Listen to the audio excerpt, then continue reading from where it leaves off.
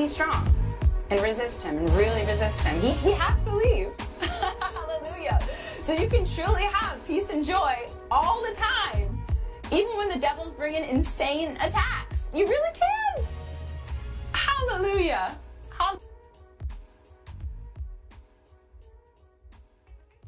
Hallelujah. You can have peace and joy even when PineCreek does these insane attacks. Praise the Lord.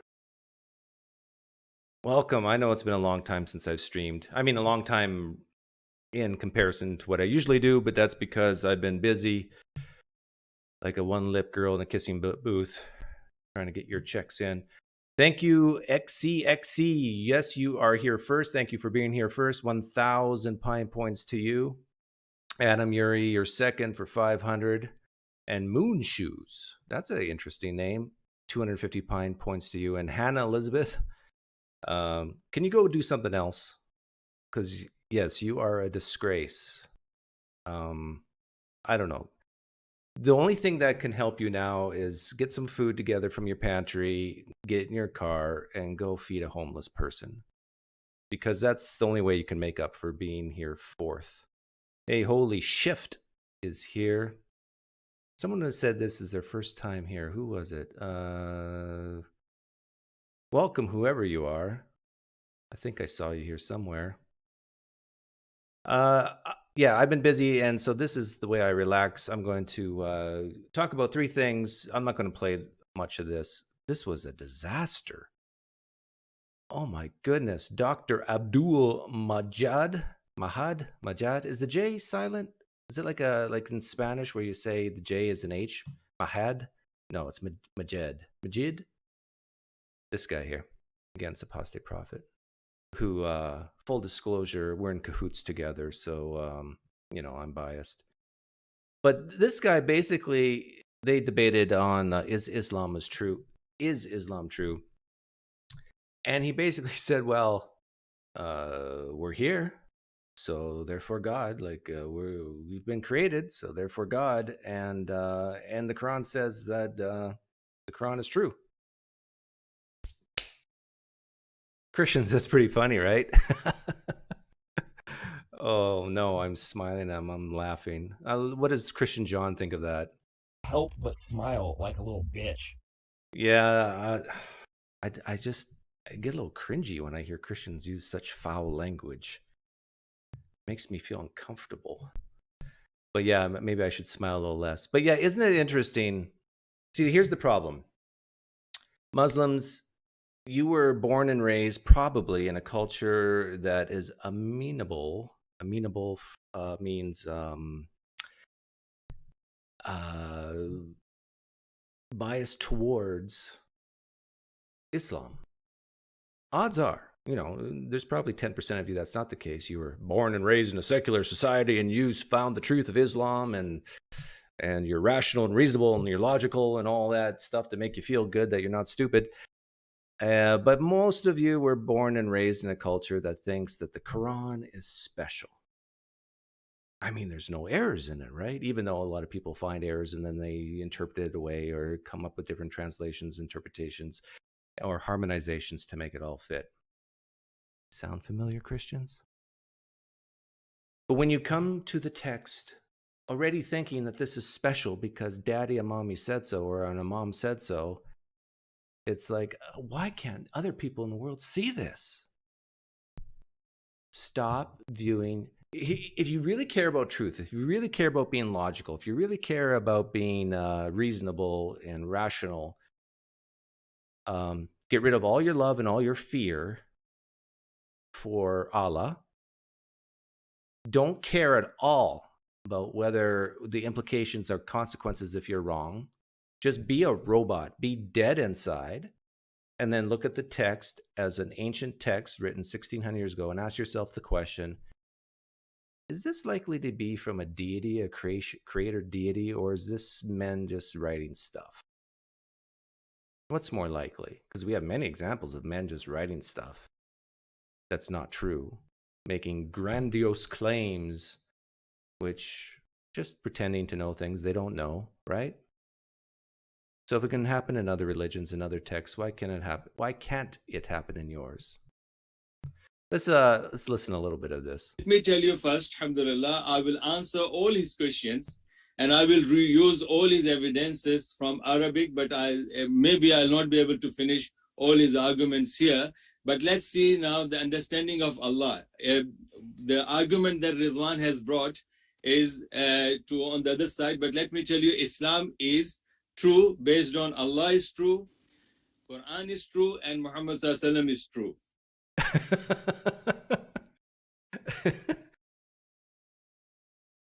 Christians, you're on my side on this one, right? Listen. Is on the other side, but let me tell you, Islam is true based on Allah is true. Islam is true because Allah is true. Quran is true and Muhammad Sallallahu Alaihi Wasallam is true. Quran is true, and what did he say? The Prophet's true?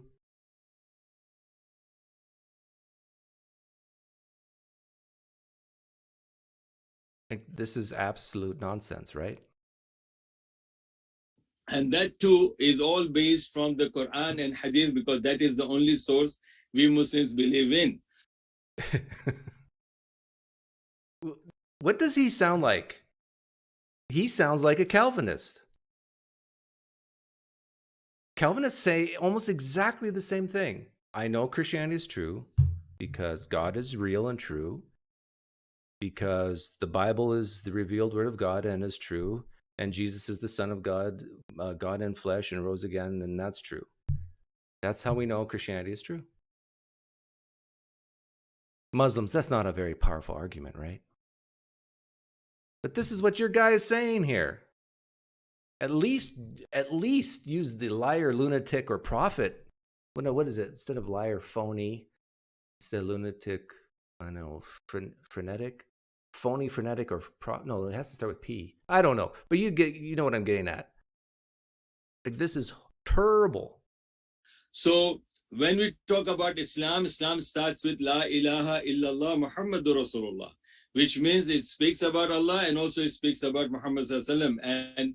And truly, Ridwan said that when a person wants to become Muslim, he will say La ilaha illallah and Muhammadur Rasulullah, that there is no God to be. Here's the tip to Muslim apologists. You got to stop talking Arabic. If you're in front of a 95 to 99% English audience, just speak English. Most people, they'll tune out if you start speaking other languages. They don't care. You got to remember, if your goal here, and maybe this is not his goal, I actually think it probably isn't his goal at all. His goal is probably to increase the confidence in Muslims and not lose Muslims. His goal is not to convert anyone. But if your goal were to convert people, you have to stop with the nonsense of speaking different languages to an English audience. But this is the internet, so this could go worldwide. Modern day debate in James is famous across all seas, right? Be worshipped except Allah, and Muhammad is the messenger of Allah. That's perfectly correct.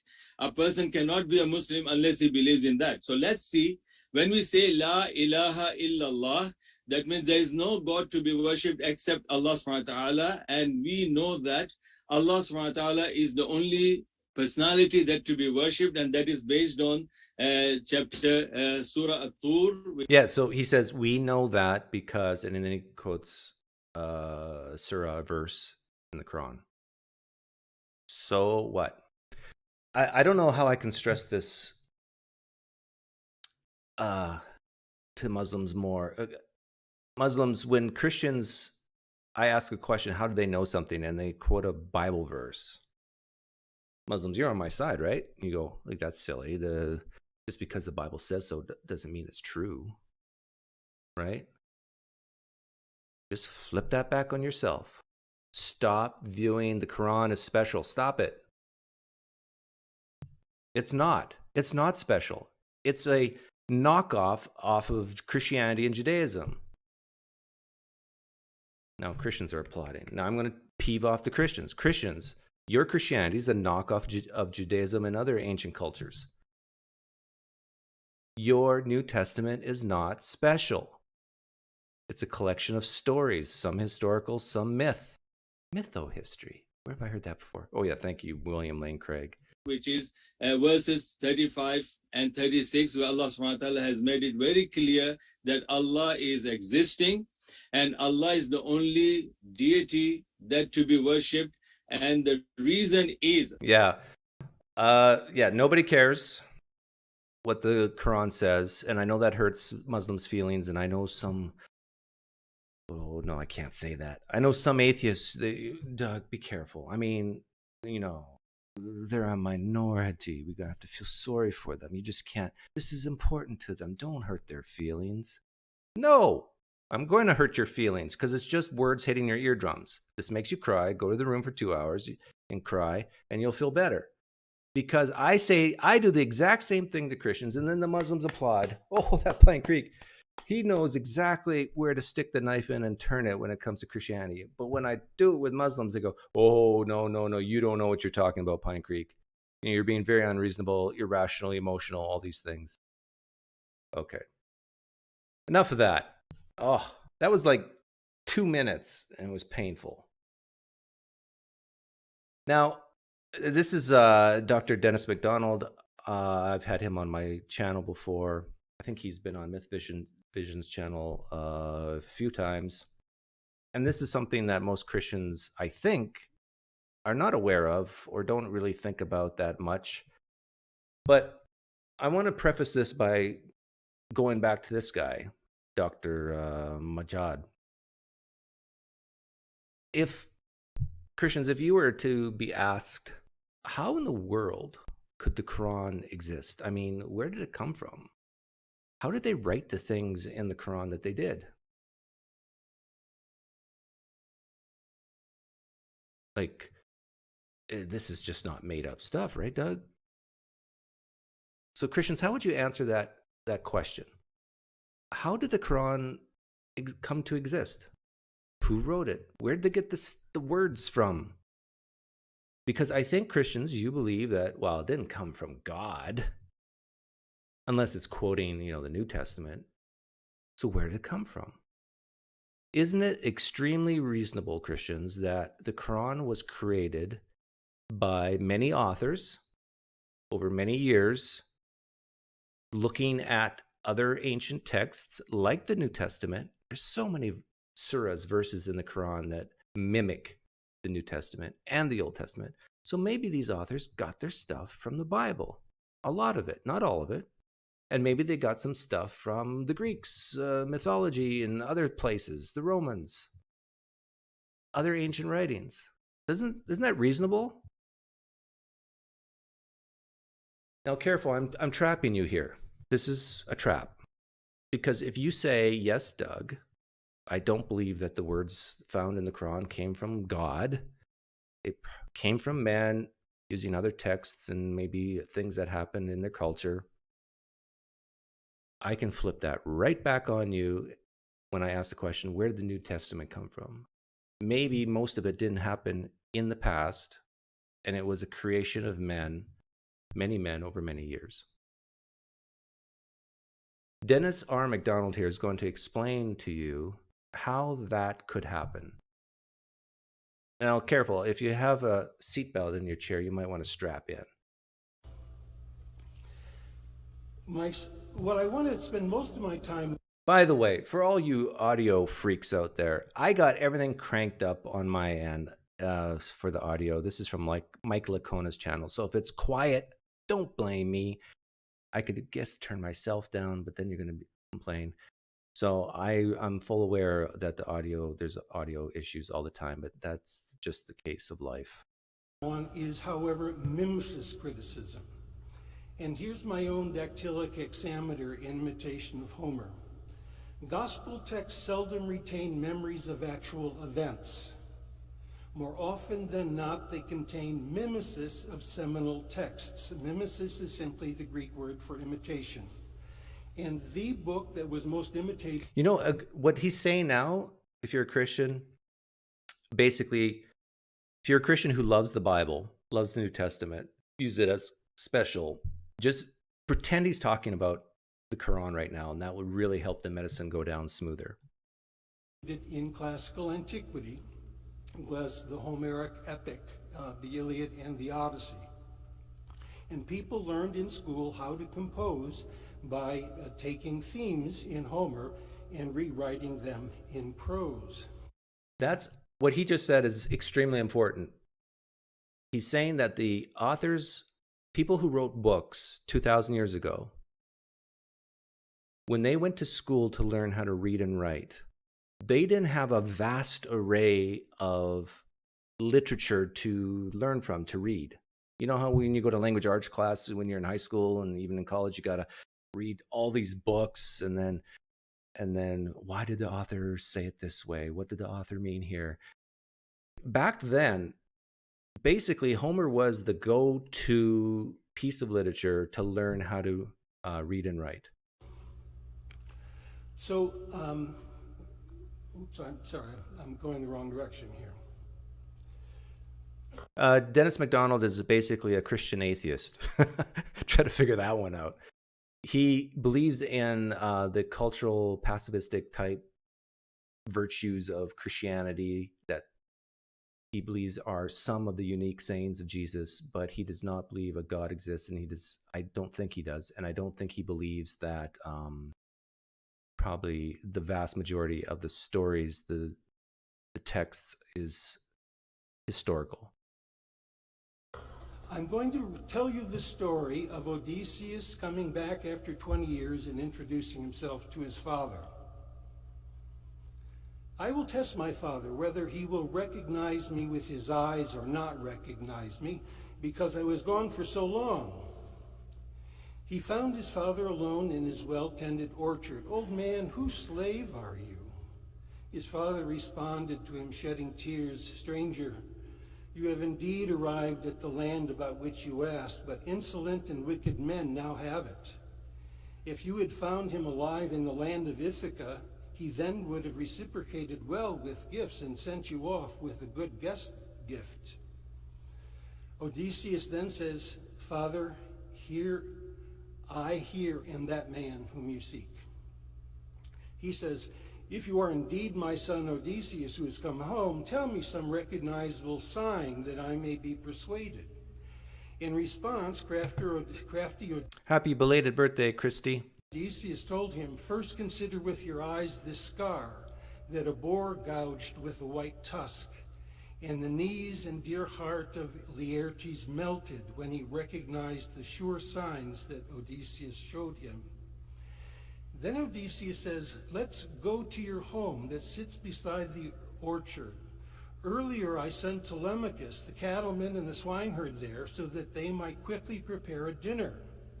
Thus conversed the two of them, and they went off to the good house.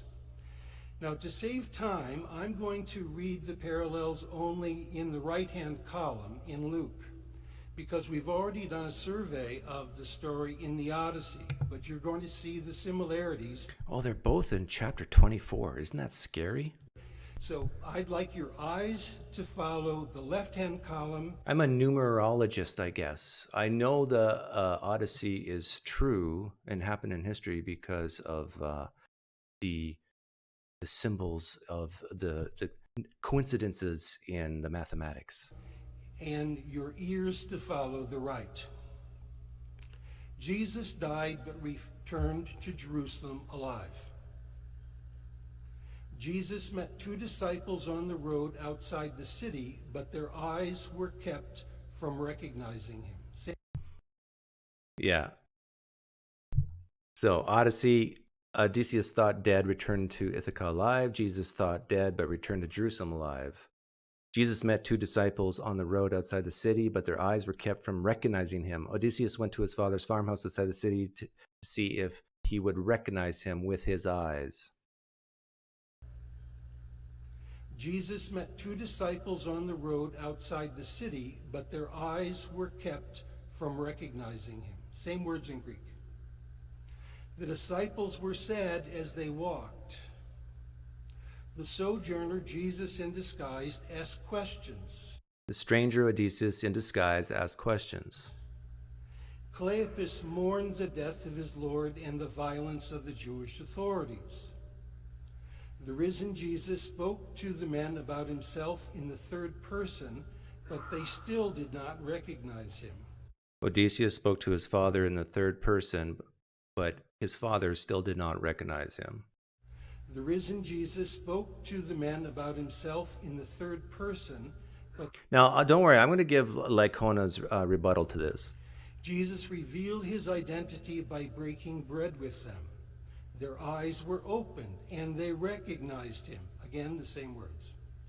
They rose up and returned to Jerusalem. And they found the 11 gathered there. They had already broiled the fish. Jesus told his disciples to look at the wounds on his hands and feet. It is I myself. Odysseus told his father to look at the scar on his leg. I here am that man. Same words in Greek. At the meal, the disciples were terrified, but Jesus comforted them. And with the Odyssey, it's also at a meal. Now, it's very important because many Christian apologists, they are just throwing up in their mouths right now if they're listening to this or if they have listened to this. But the connection here is, this is why this is powerful. Because if you believe that the authors 2,000 years ago learned to read and write using Homer, then enlarged in their brains were these stories. And that's a very, very safe assumption.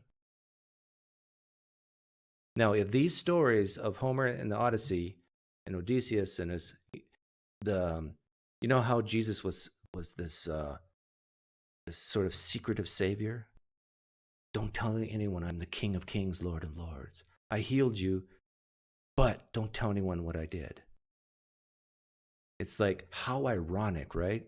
The creator of the universe is walking among the people and nobody knows.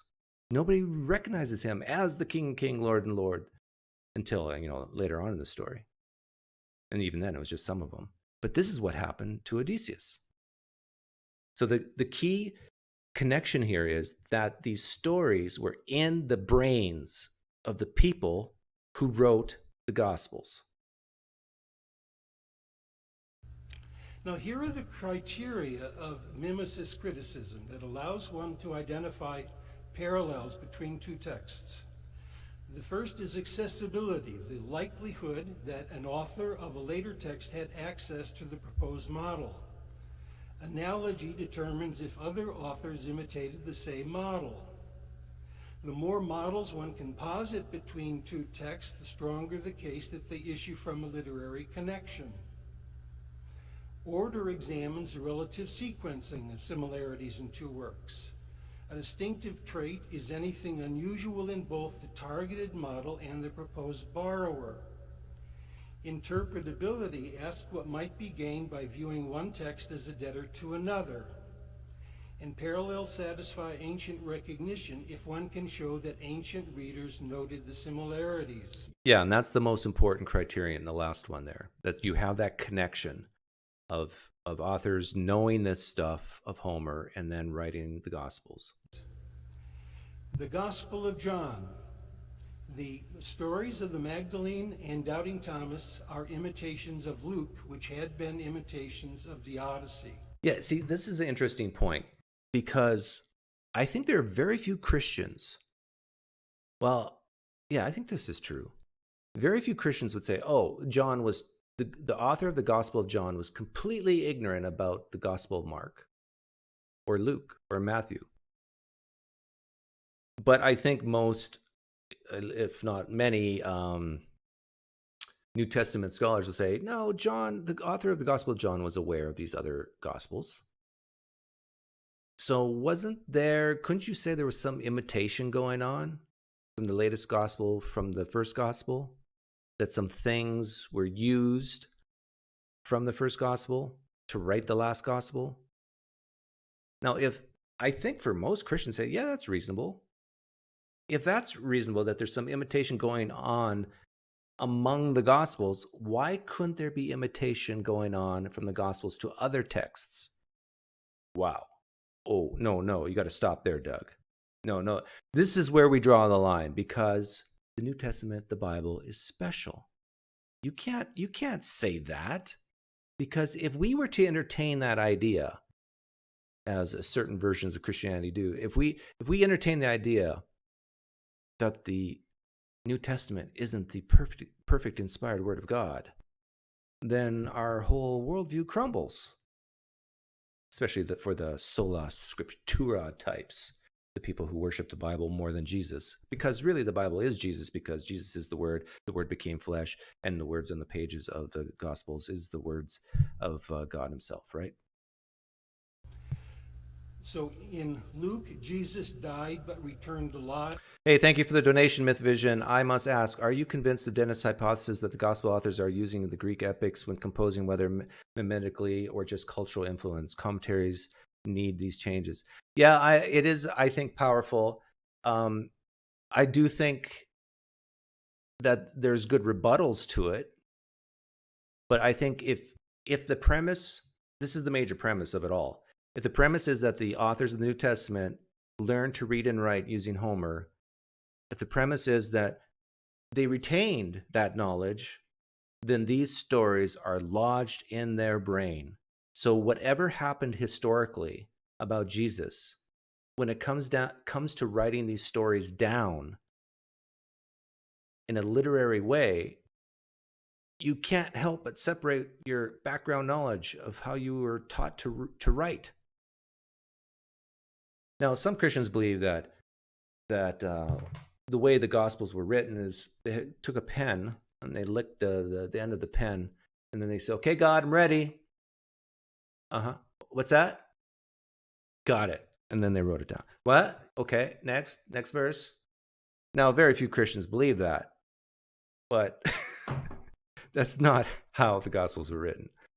In John, Jesus died but returned alive. 2 disciples traveled outside Jerusalem. Okay, so here's another one. Jesus died but returned alive. Luke 24, Jesus died but returned alive. So this is the point I was making earlier. If you can swallow your pride as a Christian, say, oh, there's mimesis, there's imitation among the Gospels, you're so close. You're just a few steps away of saying, maybe there can be imitation between the Gospels and texts outside the Gospels. Okay, let's, I'll fast forward a bit here. Didn't recognize that she had done so. Oh yeah, this is, Mary Magdalene did not recognize the gardener as Jesus and said to him, after Agave recognized that she had beheaded her own son, she asked her father, "Where is the body of my dear son?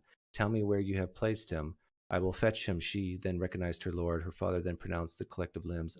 Agave was horrified. Mary was jubilant. So yeah, not only, I think the point of this that he brought up is that authors could not just imitate, but take ancient texts and flip it. Do the exact opposite. So instead of horrified, jubilant. And when she comes back to her senses, she asks, "Where is the body of my son?" And she uses. Jesus had defiantly denounced the religious and political elite. Okay, I want to get to Mike Lacona and give him a chance to put the Christians at ease here.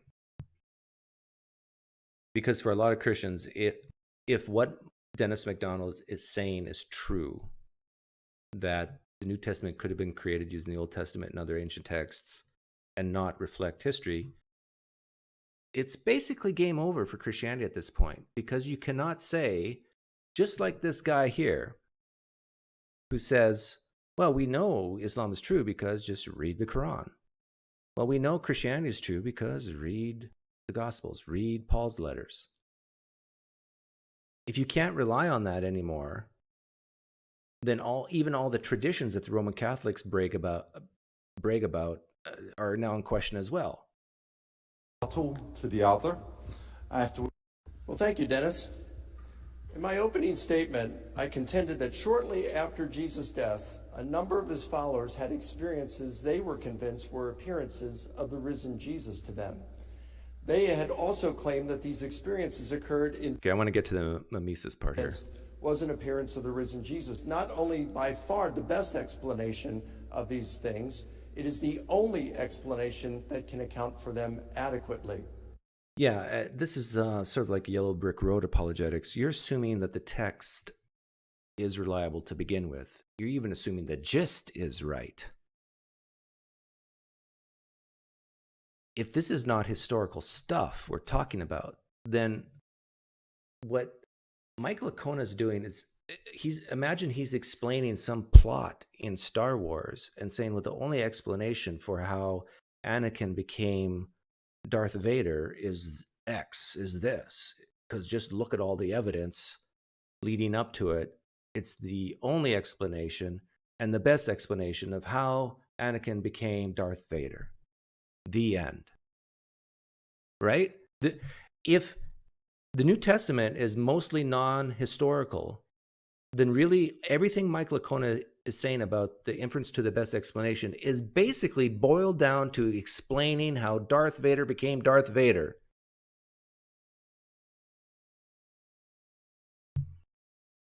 So you really, everything Mike Licona is talking about is moot.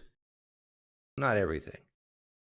You still got to explain why the New Testament was created in the first place. But yeah, there was an apocalyptic preacher named Jesus. Maybe he's from the Essene movement. He traveled around. He had a following, and then he died, and people were sad. Some people had visions or some type of experience, like many people do even today, of loved ones who have passed on.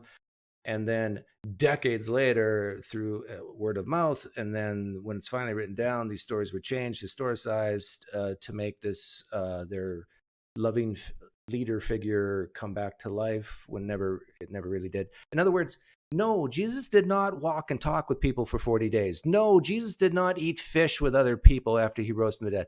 He didn't rise from the dead. These are stories created. Now, if what I said is true, then this whole best explanation thing is just gone, right? Now, in Dennis's opening statement, he made a couple of assertions. One of that is that the Gospels are almost entirely literary fictions that were created in order to imitate,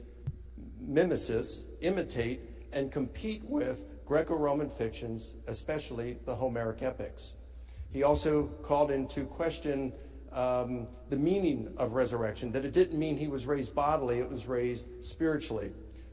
Yeah, he mentioned Paul, and I didn't play that part. And he also mentioned a verse in Matthew that talks about you won't see me again until the end of time and the days.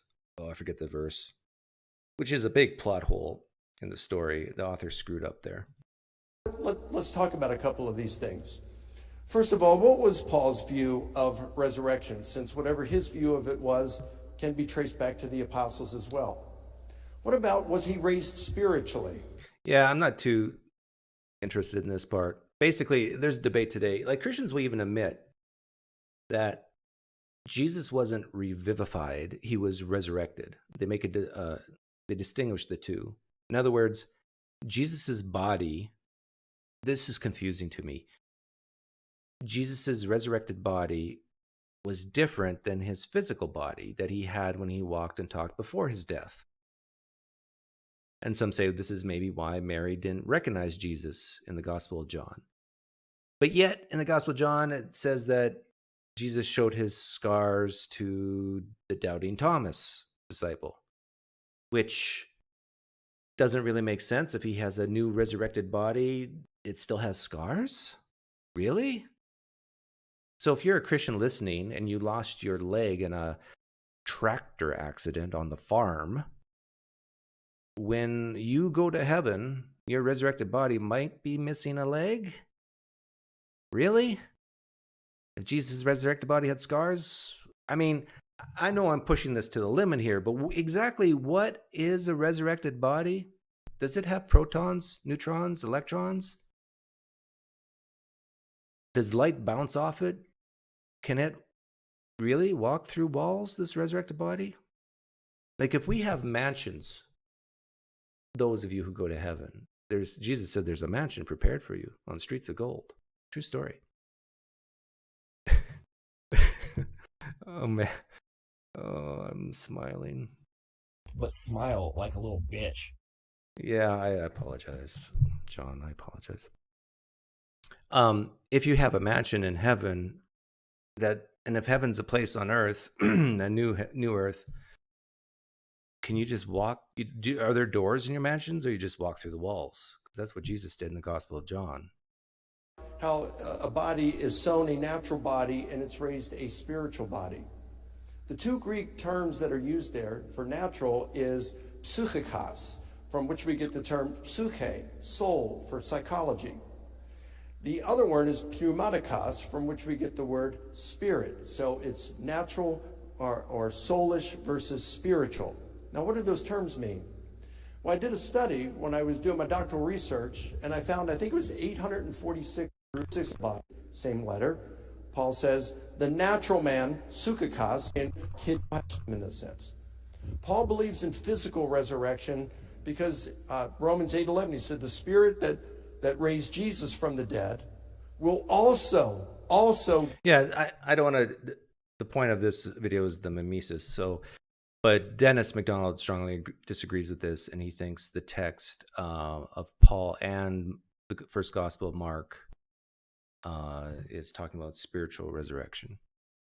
Give life to. Because keep in mind, in the Gospel of Mark, no one saw a risen Jesus. Your mortal bodies.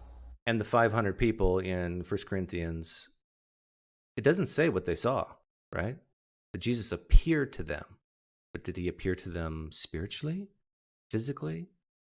Now, I know there's other places in Paul's writings where it really sounds like it's physical. So to me, this is not here or there. And then in 1 Thessalonians 4, 13 through 17, he says, look, I don't want you guys to grieve as those who have no hope.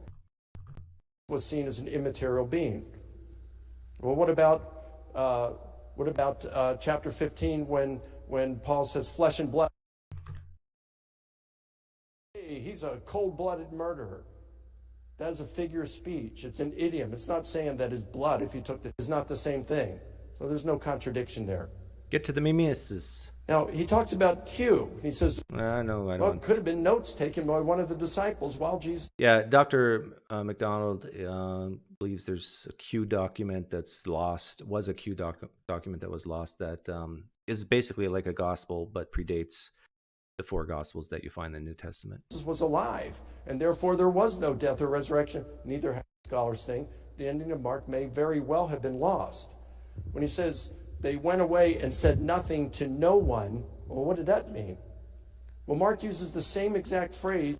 Long ending of Mark. It reminds me, I was in a live stream chat the other day, and when you're talking to people who just strictly believe that everything in the New Testament, the Bible, is the revealed Word of God, just ask them, is the long ending of Mark the revealed Word of God? Whew, they don't like that question. In chapter 1, verse 44, Jesus heals a leper, and he says, go and show yourself to the high priest and say nothing to no one. But what does that mean? It means don't say anything. Trembling, they said nothing to no one along the way. They went directly to the apostles in Galilee, and they missed Jesus. So I know in his opening statement, he's not there to answer me. He's there to present his own. But I'd be really curious to have him answer in his rebuttal, how is it that we can establish that Jesus' disciples are out proclaiming for a few decades before Mark is even written that Jesus rose from the dead and had appeared to them, and then Mark... There's Pentecostals who proclaim that today, that Jesus has appeared to them. Finally. There we go. Says that the Gospels are largely literary fictions intended to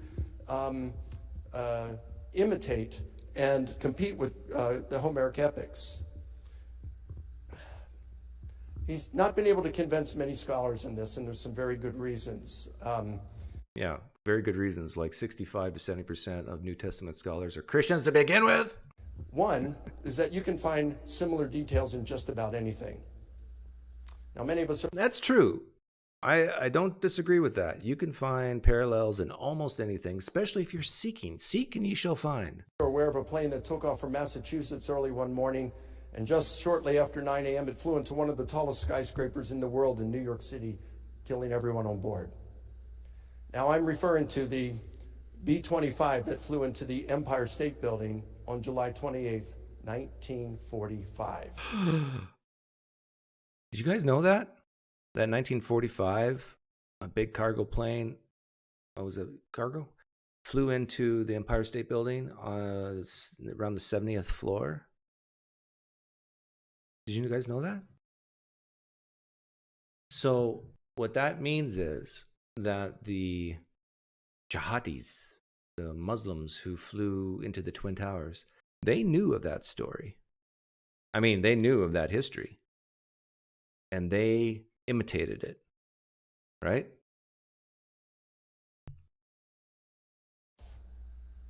Yes, that actually happened. I can understand why you thought I was thinking of the 767 that flew into the South Tower on 9/11. The similarities are so striking. Both planes took off from Massachusetts. Both flew into a New York City skyscraper. Both killed everyone on board.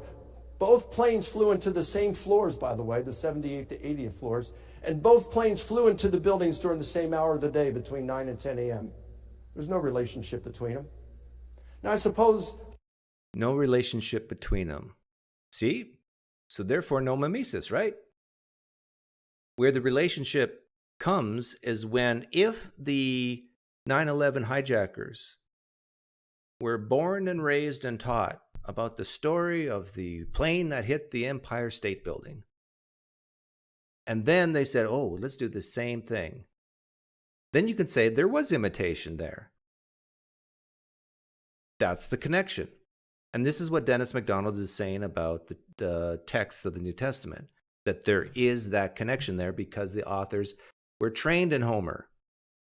Now, if that's false, then Dennis R. MacDonald's thesis falls apart.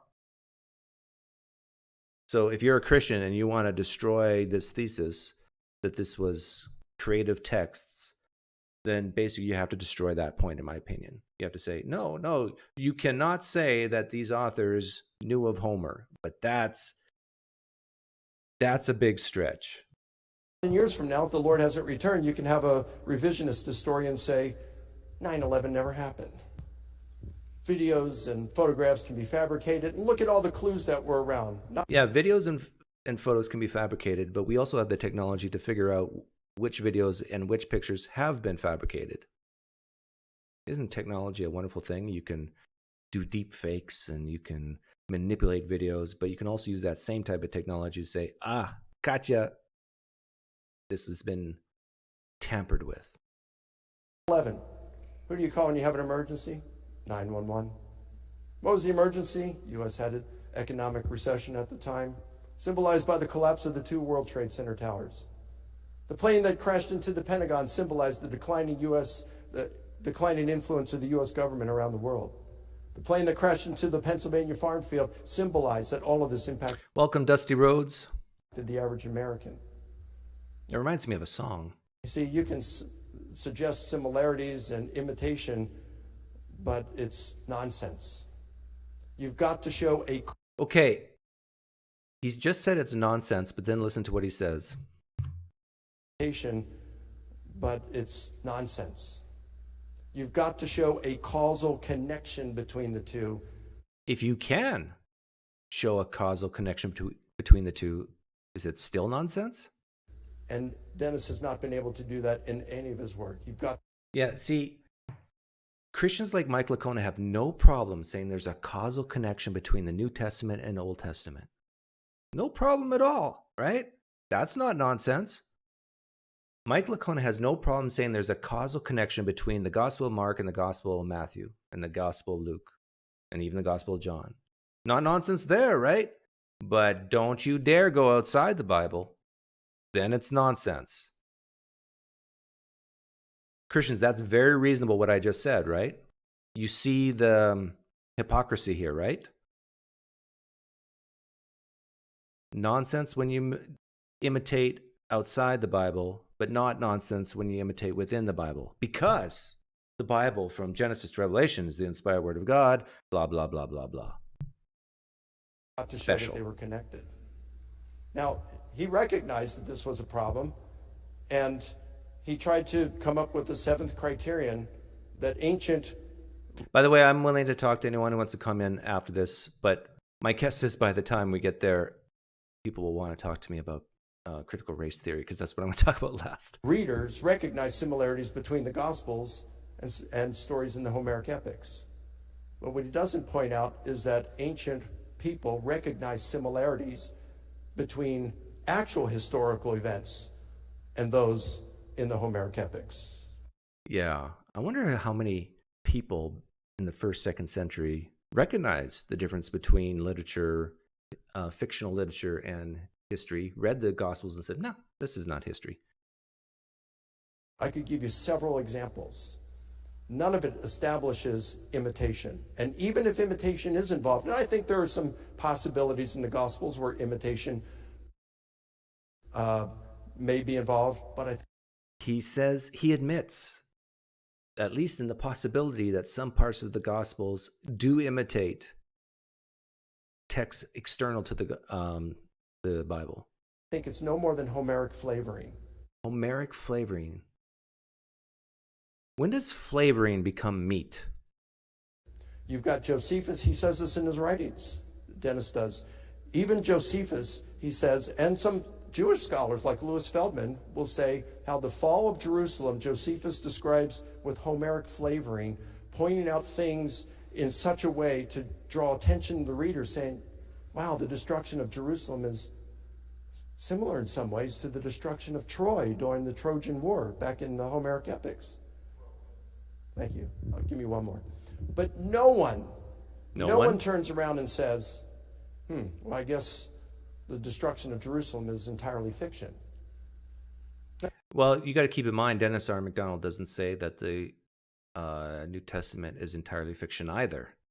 He says it's mostly fiction, just like Princess Bride, mostly dead, but not all the way dead. No, it's just Homeric flavoring. And remember, Dennis's hypothesis is not merely that there's a little bit of Homeric flavoring in the Gospels. He's saying that they imitated to the point where they invented the stories and that they... This is ironic because I think if I had more time, I would have brought up clips. But this is ironic because I think Michael Licona believes that the author of the Gospel of John invented some of the sayings of Jesus, or some of the actions of Jesus. Now, I don't think Michael Licona would go that far and say it was completely out of the blue invented, but he would definitely say that these are not word for word quotes of Jesus, that the author took some liberties, some flavoring, some linguistic flavoring to change the words of Jesus, but the gist is sort of there. Right, Mike Licona? Are almost entirely fiction. I don't believe he's proven the point, and I don't believe anything he said really calls into question the historicity of the resurrection of Jesus. Thank you. Yeah, so I wanted to play the rebuttal to Dennis R. MacDonald there to show both sides. But I do think this is a very important piece of the historical analysis to look at. It's important for Christians because if true, you're out. You're done. You can't say that you know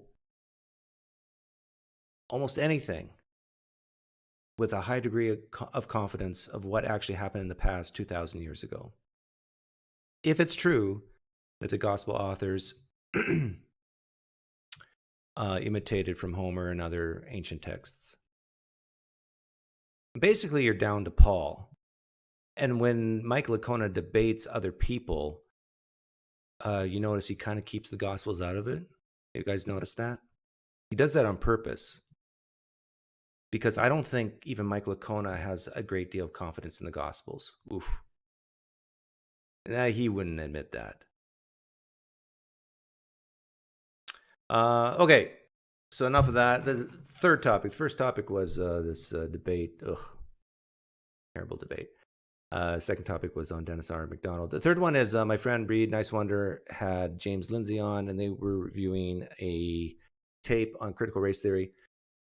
I want to make one statement, because one of the critiques of me or of other people who talk about critical race theory is you really don't know what critical race theory is, or that's not critical race theory, or that's not true critical race theory. For you critical race theory lovers out there,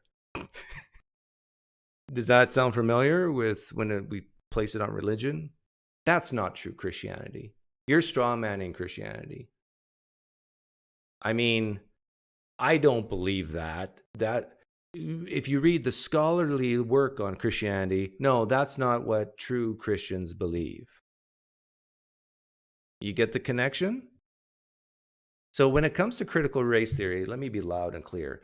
I do not care what you think or anyone thinks is the true critical race theory if I'm talking to a person or critiquing a person, I will use their version of critical race theory, what they are saying critical race theory is. You got me? It's basically I'm meeting the person where they are at. So for example, if someone I'm talking to says, yes, I believe in critical race theory. I think it's a wonderful theory that explains X, Y, and Z, and here's what it is. And let's say they're 100% wrong, according to you, who's studied critical race theory. I don't care if they're 100% wrong. What I care about is critiquing what they're wrong about. You get it? There's a difference here. We're talking about epistemology and how they arrived at what they believe to be true. Because if there's atheists listening right now, you don't believe Christianity is true. But when someone comes on and tells me why they're a Christian, we just don't say, well, some of us don't say, well, that's false, and let's just move on. No, we say, okay, why do you believe that? Why do you believe this false thing, right? So advocates of a false version of critical race theory who's spouting false things about critical race theory, doesn't matter. We're analyzing their reasons to believe this false thing, which hopefully they'll figure out they came to this idea for a bad reason, or it's not a reliable reason, or they'll figure out that, oh, this is false. Now, if it is true, maybe they're holding a belief in something that's true for bad reasons. That can happen as well. So I want to play a few clips of this just so I put the link in the description. Cordial Curiosity is where this critique is taking place, but the original video I think was on Facebook or Instagram, I forget. I went to look at the original, but it was really buffering bad for some reason, so it was really hard to listen to. I think what Reed did was he had to download the whole thing first. So I want to play a clip here. No, I didn't know. I would like. What was the situation? Well, why didn't they colonize? Probably didn't have the guns, germs, and steel, right? Oh yeah. So this guy's asking why didn't people with dark skin colonize? Africans, maybe? No, they didn't have the nature to do so. This, I know it's a very short clip taken out of context, and you can watch the whole thing by yourself later. But this was amazing to me. So a guy asked, why didn't certain black-skinned people colonize white people? And is it because they didn't have guns? And this guy says, no, because they didn't have the nature to colonize. Now, if that's not racism, I don't know what is, because he's saying that basically all black people have a certain nature, and that certain nature is not to colonize. Whoa. That's a tough pill to swallow, right? If true. In fact, one could say if true, then this guy is a black supremacist. Right? Because if you say that colonization is always wrong, which I don't say, sometimes colonization might help people, right? If he's saying all black people it's not in their nature to colonize, and if for the most part we're agreed that maybe that's a bad thing, he's saying, well, Black people are supreme in this area of life. I thought that was really interesting. There was another clip here. How many people can I tick off today?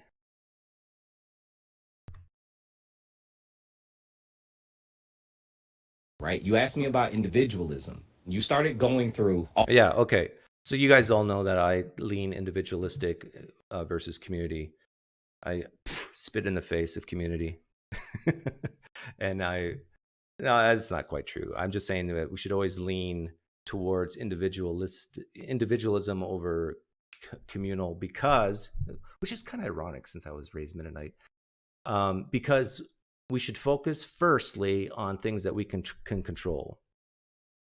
And we can control ourselves better than we can control the people around us. Right? That's very reasonable. So anyhow, that's the topic here. To go. It gets worse. PineCreek needs to study anthropology. Yes, PineCreek needs to study so many things. Yeah, it gets worse. This nature. And you and I talked about this before, right? You asked me about individualism. You started going through all of these different No, that's not G-Man, Kendra. cultures. Do Asian people think it's individuals or villagers, right? And I said to you, I see the world as a villager. Meaning, as Black people, much of our experience is as a collective. Okay, when I hear a Black person say, as Black people, and then I lose all respect for that person. Because what in the world is a Black person, number one? Well, let him finish here. Or villagers, right? And I said to you, I see the world as a villager. Meaning, as Black people, much of our experience is as a collective. That's why when one of us does something or achieves something, we're all like, we go crazy for it, right? And when pain happens among one of us, we all feel it. And this is why we take to the streets.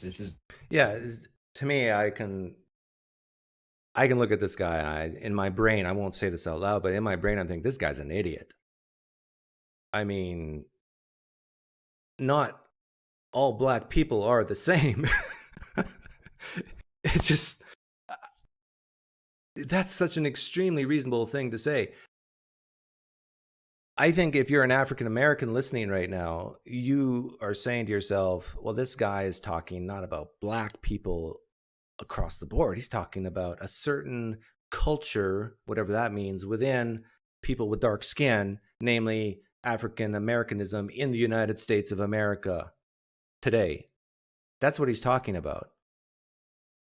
And so maybe he's just saving time. If I was to give him the benefit of the doubt, when he's saying Black people, that's what he means. And maybe I just missed it and it's taken out of context. And so that's whenever he says the word Black comes out of his mouth, that's what he means. A certain small, tiny segment of people in the world who come from a certain unique culture called African American, who have very similar histories.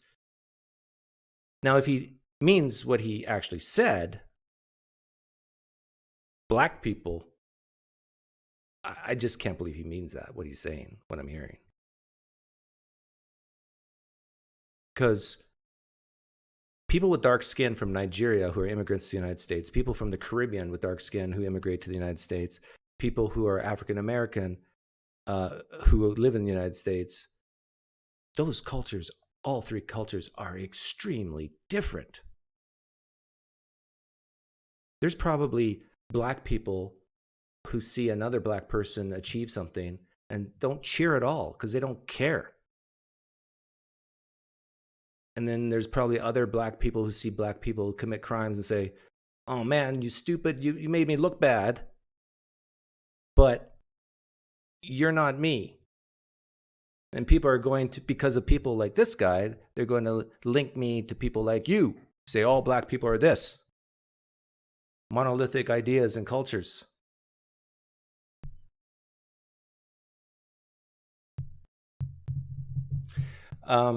I think that's all I wanted to play out of this, because I've talked about so many other aspects of critical race theory.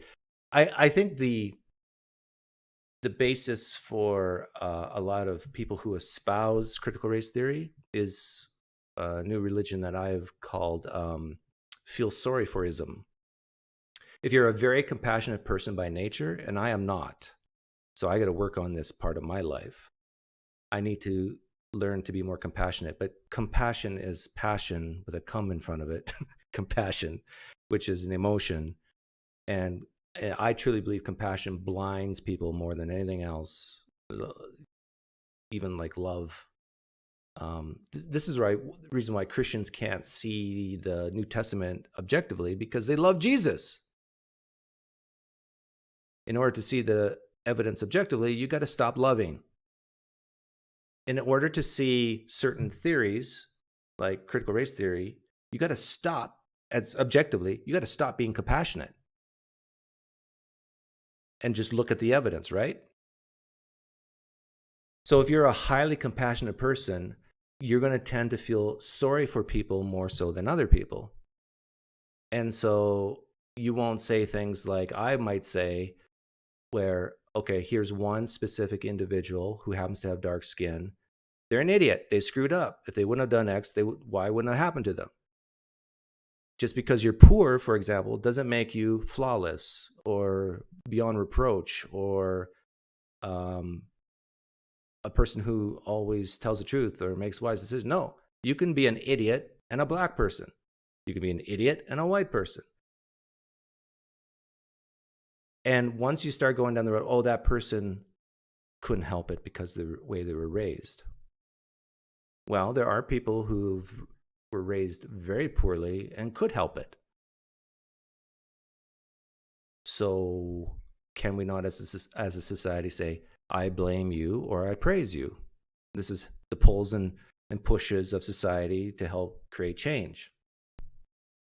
But if you're a highly compassionate person, you're going to tend to, no, we can't blame them because they're poor or because they're a minority. No, just look at the history. It's so bad. I mean, it's any wonder they can get out of the bed in the morning. Like you almost start treating them like infants. Them meaning, let's say, African Americans. Asians are probably the biggest problem, biggest example of systemic racism in the United States. I'm going to get a lot of people upset with me because they're an example of a minority that has excelled. And so now they're being pushed down at some universities. You know, there's still, I think, lawsuits to this day saying it's racial discrimination to say, hey, you're Asian, you need such and such a GPA or such and such a resume to get into this school. But if you're an African American, then we lower the standards. But I don't know what I'm talking about, right? If only I would study more. Okay, so now that I got people's blood boiling, I'll open up the room. And nobody's going to talk about things I really like Dennis R. MacDonald and that first debate. Religion stuff. It's all going to be critical race theory now. You just don't care about the poor, Doug. So the way you get in here is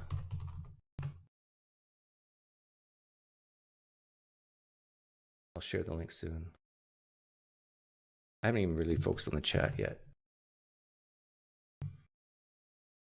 Got to go there, got to go here, go there, paste it here.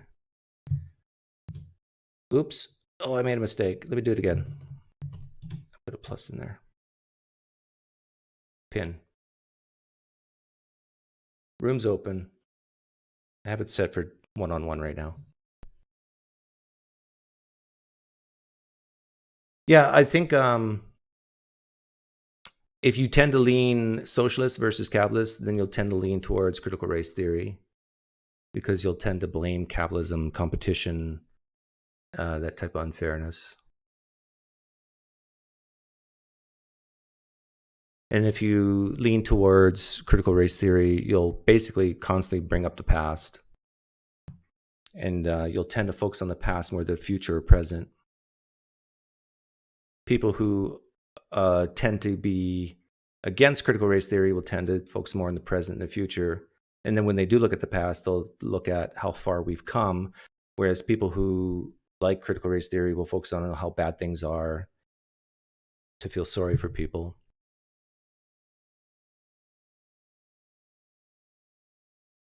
Doug knows nothing about this subject, and it's hilarious. Oh, then you got nothing to worry about, TK. I guess all those lawsuits don't know anything either. Stop feeling sorry for people, TK. Personal responsibility. Yeah, I'm triggering people on purpose. Left politics are very critical of CRT. Well, that's good, if that's true. Linguistie. Hey. You don't want to show your face? Yeah. I've shown your face before, though. What'd you say? I've shown your face before, haven't I? No, you haven't. Not yet. Okay. Well, you're not being shown. Okay, thanks. So you can take that off. So I'm here to ask you about CRT, because I course got confused with everything else that was in stream. So I don't really understand what CRT is. Maybe you can explain it to me. But no. I'm not going to explain CRT because there is no CRT. Okay, sure. Depends who you talk to. I'll ask you a question then. Ask you a question then. So do you think that people might have different brain development depending on their lineage or whatever the word is, so when different how do you say that, species of people or different I don't know, people in Asia, people in Africa, people closer to Europe, maybe their brains develop differently based on the environment they're in. Do you think that's possible? Yeah, well, I mean, do you think it is probably what we have currently? I think if we do, it's more based on nutrition. Nutrition? Yeah. Like if you don't get proper nutrition, your brain won't develop properly. Well, I can see that. That's reasonable, right? What if, for example, people do get in a lot of trouble, like nutrition, disease, actually... Is everything based on nutrition? Like if we have problems, Yeah, even weather. Okay, so like if you don't get isn't this guy's argument then that people, well, he's saying black people, right? So that okay, I'm kind of having a brain burp. Yeah, I'm not sure what he means by black people too, because if I steel man him, then he's talking about a very small segment of black people on the planet. If I take it at face value, he's just an idiot and hasn't talked to a lot of other people with dark skin before, and he's lumping them all in one box. Yeah, but if for example, he's saying that, let's say, so his argument was something about colonization, right? If he's saying that black people are not, don't have this colonization gene or whatever in them, which kind of, it does sound weird to me. I don't think there is a thing like colonization. It's just based on resources probably. But is this far from truth in saying that people have the different brain development? Yeah, no, he's saying nutrition, right? And yeah, he's saying what? Saying? Yeah, he's saying what I think you're saying. He's saying that if black people don't. If it's not in their nature to colonize, he's saying that blacks are supreme if colonization is a bad thing. Yeah, I'm using that word on purpose because of white supremacy. I'm saying he's a black supremacist if he believes that it's not in the nature of black people to colonize, and if he believes colonization is a bad sin, then he's basically if I was to ask him, well, aren't black people better than white people then, if they don't have it in their nature to colonize? And I think he would say, yeah, black people are better than white people because it's not in their nature. I think but it's okay. I think he would probably want a mulligan on that statement if he were to do it again. Honestly, it's so even difficult to judge people like that because, saying good, bad, supreme, or whatever, what is supreme? What is better? What is worse? Yeah, right. It's it's so better compared to what, right? It's so yeah. If I think most people would say what's better for society is a society that suffers less, lives more content, peaceful, happy lives. If that's the standard, then you can make judgments and say some cultures are better than others, more supreme than others. I'm saying that to just trigger people. Yeah. Well, I got what I wanted. Thanks, Doug. You got what you wanted. Okay, take care. Yeah. See ya. See ya. Addison, Hey, yeah. how you doing? Yeah, not bad, thank you. How are you? Good. What's up? Good. So yeah, I guess I want to talk about the video with Reed. Oh, okay. Good. I was, I guess that's going to be the only topic, right? I guess I was wondering, would you mind playing a quick timestamp and then giving me your thoughts on what you see? Depends on what video. The James Lindsay, the one on Reed's channel. Oh, I thought you said you didn't want to talk about that. No, I do. Sorry, I do. What's the timestamp? 35:43. And is this on? You said on Reed's channel. Mm-hmm. Okay, hang on a second. Sure. Am I going to be able to hear it, or should I play it? No, you won't be able to hear it. Yeah. Yeah. Do a countdown for me. 35:45. And how long is it? 43, and then it's probably like you'll kind of tell it's sort of the main the first interruption, or like the first couple of interruptions from Lindsay. You'll sort of get what's going on. Okay, so I'll mute you for now, and I'm going to start it in about. Well, it doesn't matter if we're exactly together. I'll just play it to that thing, and let's see here. 35:45.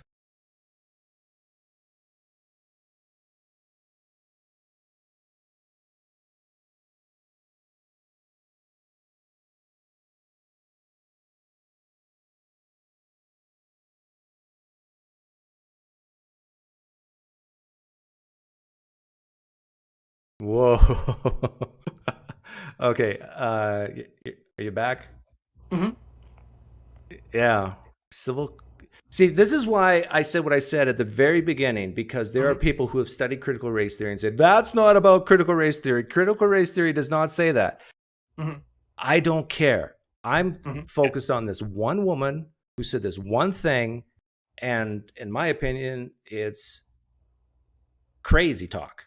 Because what I heard her say, correct me if I'm wrong, is that civil discourse is not a part of critical race theory.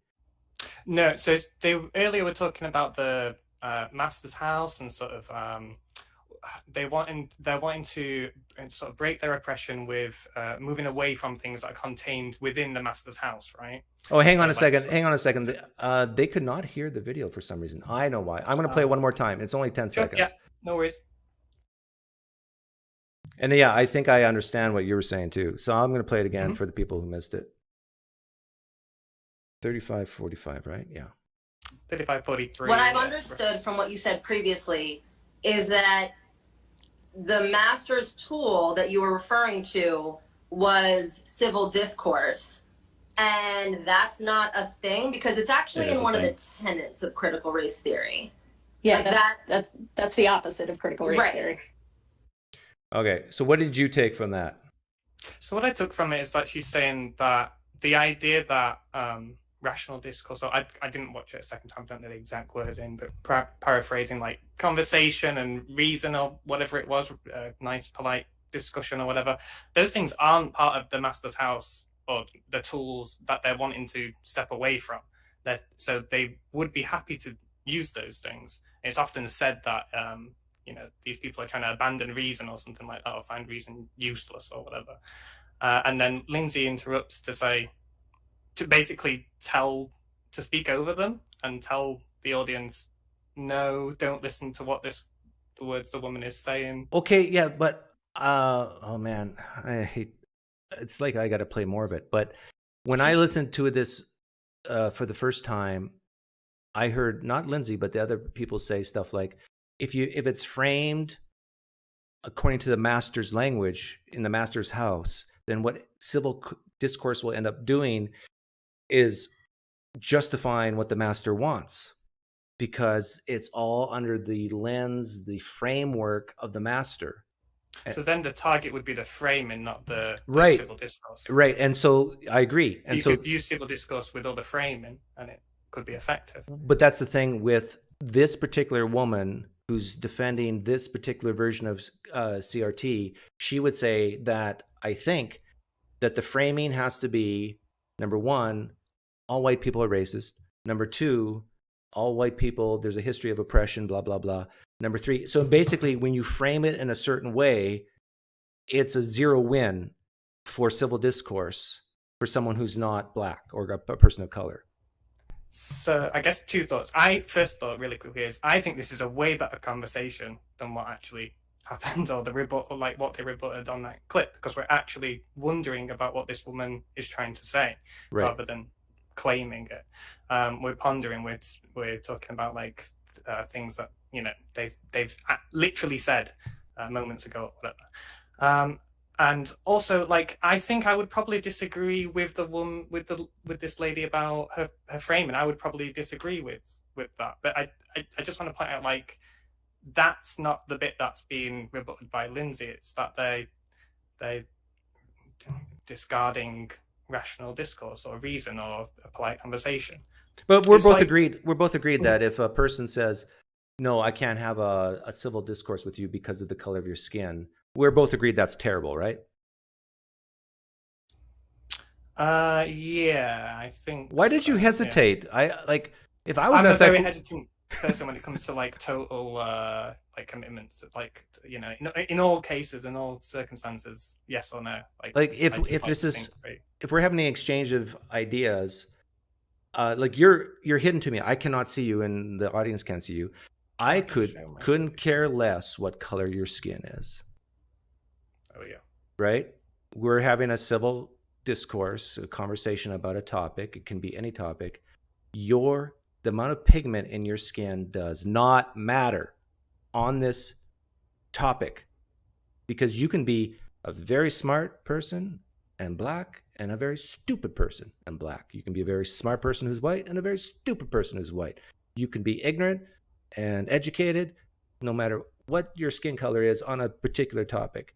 And so I think in fact, this one woman in this video, she might say to that is, but it does matter your color of your skin does matter when it comes to your personal experiences.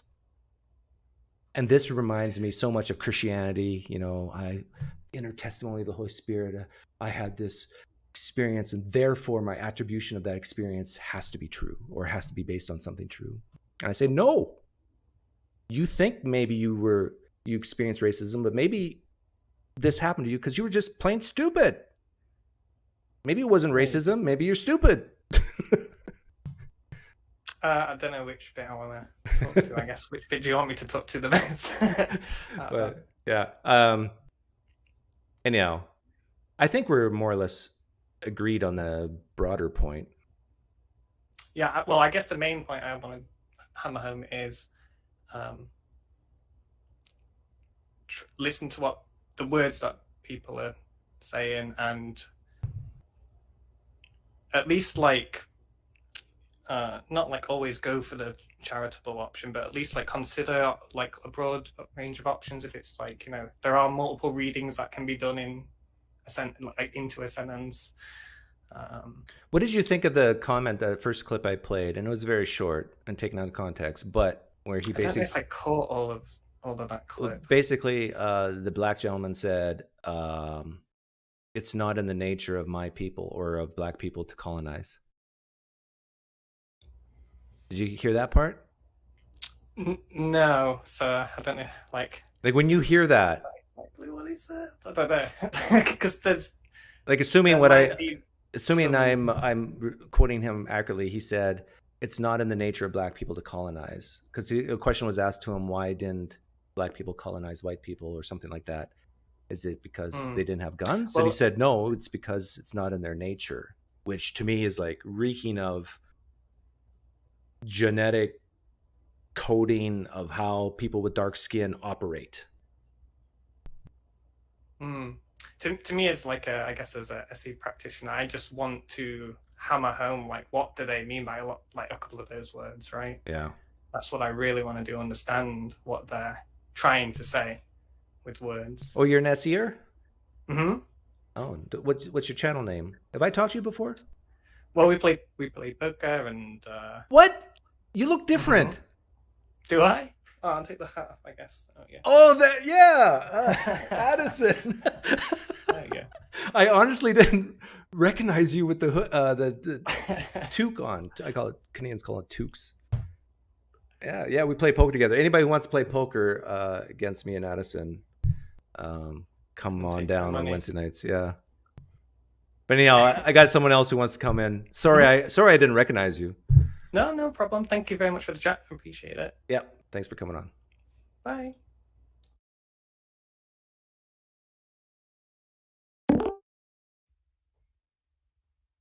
Oh, I remember you, and we had sound problems last time. And don't tell me it's happening again.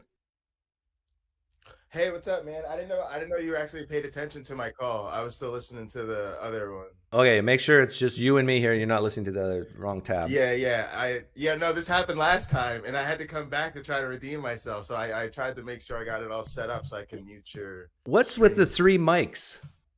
So one goes to my stream, one goes to my computer, goes to my Discord, and the other one goes to my console, my PlayStation 4. So it's so that I don't have to. Oh, are you a gamer? Unplug and plug. Yeah, I'm a gamer. Okay. So, and a studio guy. So I gotta be able to have it all going at once. Yeah, I've got like multiple machines and stuff. So I got like 3 computers here. Yeah, I try to keep it. So moving. I'm assuming you came on to talk about Dennis R. MacDonald and mimesis? No, actually, I've been trying to come on for a couple shows in a row, mostly because I actually finished my PhD. And last time I came on, I was finishing, and I wanted to say thank you because like I've been like alone for like a long time, and I felt like you and your channel was like part of like helping me stay sane while I was finishing. What's your PhD in? Evolutionary biology. Oh wow, yeah. I think we talked one time and you told me that, right? Or no? Yeah. I came on one time before, and so I just wanted to come back, and like you were like super cool, so I just want to say I finished. So is evolution true? And no, it's not. I don't believe in it. I spent a long time. That's what I was doing. I was trying to figure out if these guys knew what they were talking about, and it turns out they don't. They have no idea. That was a joke. So what did you think of the CRT talk that I did there? I thought that was interesting. Yeah, I thought it was like, oh, it's probably not the worst time to show up. So in general, I think this is just one of these really, it feels like a really low level conversation, right? It feels like the whole CRT thing is a total misrepresentation of what it actually is. Like most things, the conservatives are just totally misrepresenting something, and it feels like a total poisoning of the well, right? It's like we had this really we had quite a lot of racial reckoning happening in this country for whatever reason, right? Do you think it's just the conservatives who don't know what CRT is? Or do you think liberals don't know? I think the liberals are probably maybe misrepresenting it too, but I think if they're doing it, it's probably in response, right? I think that's what I say. I think we're all talking about something that in a way that makes it much more controversial than what it is, right? And it's not my area of expertise, so I don't want to sound like I'm a scholar of critical race theory, but what I do understand about critical race theory is that what it actually is not nearly as controversial as what people are talking about. And so to me, it just seems like they're trying to poison the well, right? They don't want to talk about racism, right? And it's like if we can make this critical race theory seem like it's this dangerous idea that's trying to make your children feel guilty about their whiteness, then we can nip that in the butt. But here's the thing. And this is one of the very first things I said. It actually doesn't even matter what real, true critical race theory is. What matters is how it's being represented, perceived, and taken as to be. And so I think a lot of the response by, let's say, some people who lean right has been in response to some people who lean left, their misrepresentation of it. So if in other words, if someone says, I'm a CRTer, and I think all white people should just shut up and not have a voice in the conversation on the topic of race. Now, I think you and I would say, well, that's not representing That's just CRT. ridiculous. Yeah, that's ridiculous. And so I think what the conservative leaning right people are saying, that's stupid. And they're responding to the version of CRT that they're hearing. So it doesn't matter what the true version is. They're just responding to that one particular version of what that person thinks it is. It's like Christianity. It's like, that's not true Christianity. Well, I don't care what true Christianity is. I want your version of Christianity. Yeah, I struggle with this, right? Because on one side, I'm totally with you in the sense that when we're having conversations with people, we're trying to meet them where they're at, and the most important thing is to get on the same page about how they're using a particular word and why, right? But I hesitate to go as far as to say it doesn't matter what the true thing is, because imagine all these people who like that's their work and they're trying to like make a legitimate contribution to society by doing this research and like having these things come up, and then all of a sudden it's being misrepresented totally in the public, and then on top of that now people are like, well, maybe it doesn't matter at all what it is. So I'm just like, man, I'm feeling for the people, like that's but that's such a small percentage of the population.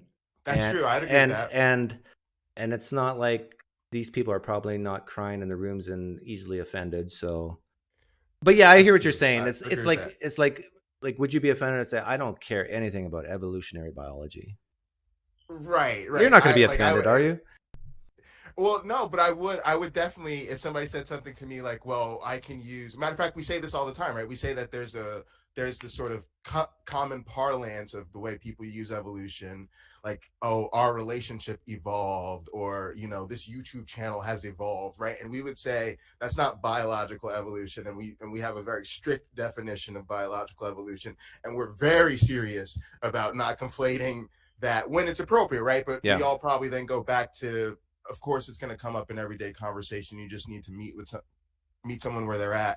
The thing that I guess I felt like when that particular, like the African-American gentleman was talking, I felt like, one, like, who is this guy? Like, who cares what some random dude thinks about this topic overall, right? I think he has a large platform though somewhere.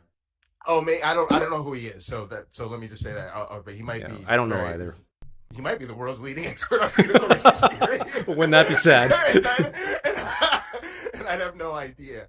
But what I did feel, trying to, like you said, trying to steelman where he's coming from, I think there is it's a weird identity issue, because you brought up something that I've always felt very strongly about, like, treat me like an individual. Like, don't assume things about me because of the color of my skin. Like, that's the whole problem, right? Yep. But the flip side of that is we're treated a certain way because of the color of our skin, or because you're a female, or because you have this disability, or whatever the thing is, right? And so if there's certain cultural meaning around that, and it tends to be homogenous, then that gets lumped on you. Yeah. And just like he was in this situation, he was, in a sense, being called on to be the black guy who speaks for all black I understand. people. That's a good point. So when you're put in that situation all the time, it just kind of seeps in there. Yep. And then you end up like taking it on, even though if you sat him down and really like questioned him, he'd say, of course, all black people don't think of and maybe because even the thing about like black people not colonizing, like that's, you got to be skewed to even think that, right? Because although white people did the slave trading, like the people who actually went and got the slaves a lot of times were other Africans. So Africans participated in the colonial slave trade. They just took money and sent you off, you know, on a boat across the ocean or whatever. So I hear what you're saying. Like, there's just, I hear what you're saying. Yeah, I was just gonna say, I think he's conflating history, but yeah, go ahead. Yeah, it's I don't like to be lumped in with other white collar professionals. Like, I'm sick and tired of people assuming I have a fleet of Ferraris in my garage. Like, it's really bothersome. Yeah, or even imagine if you went and moved to like another country where you were just quickly, like, you were the gringo or the American or whatever, right? Like, and people would start asking you weird questions about what life's like, and eventually you'd realize, like, I don't speak for all Americans, but it would happen. Like, I guarantee you, it wouldn't take 2 weeks before you started being, well, as an American, yeah, it would just It would just slip in there. But man, I like to talk atheism and theology, man. Like, Yeah, me too. That's what I. Yeah. But I think, bridging the two together, CRT with, again, whenever you hear me say CRT, I'm talking about how it's perceived, the truth of it. Sure. You know, it's sort of like evolution with the common person, how they view it. When I think it's become a new religion. It's not the true CRT, but the perception of it. Yes. And I think it's predominantly in people who have left their fundamentalist type religion, like Christianity. They're searching for hope, meaning, and purpose, and they're getting this hope, meaning, and purpose from helping what they perceive as a certain percentage of people in society who need their help. Right? It's like, hey, what can I do to help you? And this makes me feel good. And I really do think it's a religion of feel sorry for-ism. Do you mean that on the sort of left-leaning side of it? I think you're starting to see it even on the right, but yeah, it's predominantly on the left.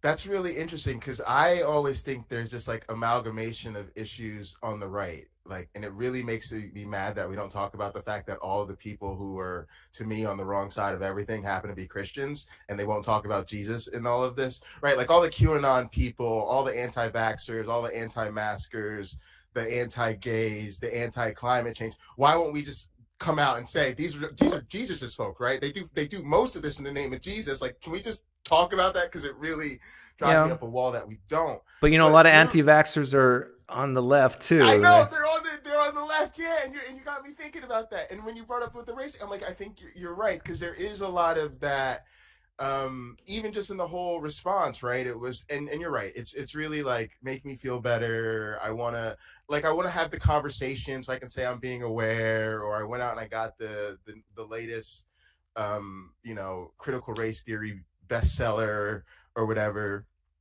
Yeah, I actually think there's a lot of that happening, and I don't know what to do about it, right? Because I think of it as being a space where you're sort of stuck between people who want to like bury your story in some sense, people who just don't want to talk about racism, right? And then on the other side, people who sort of care and compassionate, and they do want to talk about it, they're trying to do the right thing, but sometimes it can be hard to be critical with them because there's like nothing happening. Like something I'll mention, I grew up like the only black kid in an all-white school, right? And one of the things that I talk about is there was a lot of unnecessary racism, right? There's a lot of just people didn't want me dating their daughters or their sisters, and just a lot of nasty nonsense. But because of that, there was also a lot of people who, because of that, you could focus on schoolwork.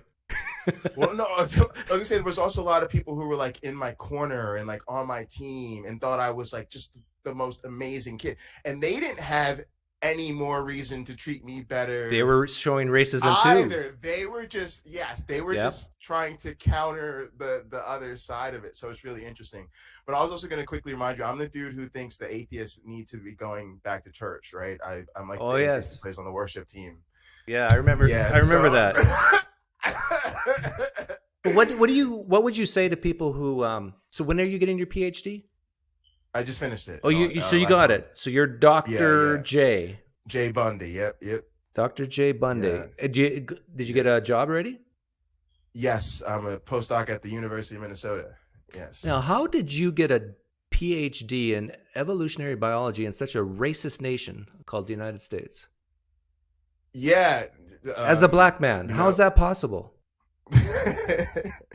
It's funny that this comes up, but even evolution has a real serious history with like racial issues, right? Like a lot of people who were like a lot of people who were foundational to our field had really problematic history personally.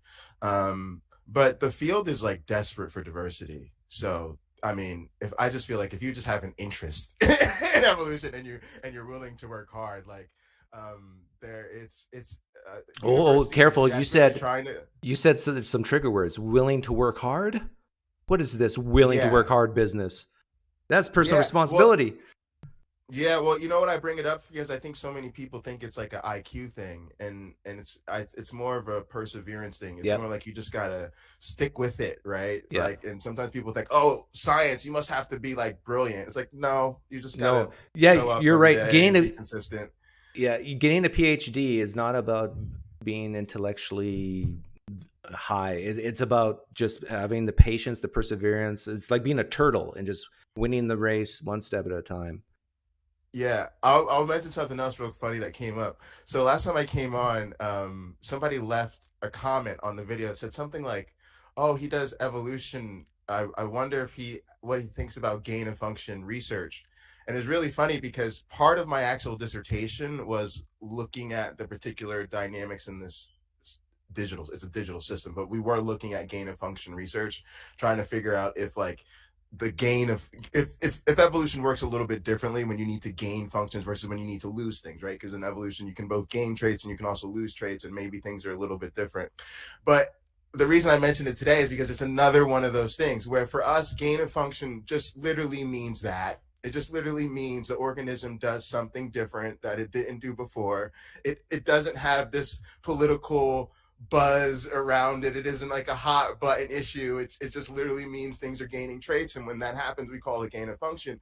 But of course during the pandemic, during the way it's been politicized, that's become a buzzword. So it just made me laugh because thinking about critical race, it's just another one of those things where the people that started this, that actually do that research, don't think of it anywhere in the same context that people outside do. And this is why it's one conversation at a time. You got to meet people where they're at, ask them why they believe this is what it is, and go from there. And the only thing I would say is to make a case for why maybe it does matter is that the work is important, right? Like most of us would agree that a lot of these problems in our society are problems, and that we would like to see them not be as problematic going forward. And so it is important that we come to some understanding of like what we are really talking about so that we can identify the issue. So for me, like I'd be happy for people to just stop talking about critical race theory and go back to talking about institutionalized racism, or back to talking about whatever the particular issue is. Do you think there's institutionalized racism today? Absolutely. Yeah, that's what it means for it to be institutionalized. No, but in what area do you think it exists today?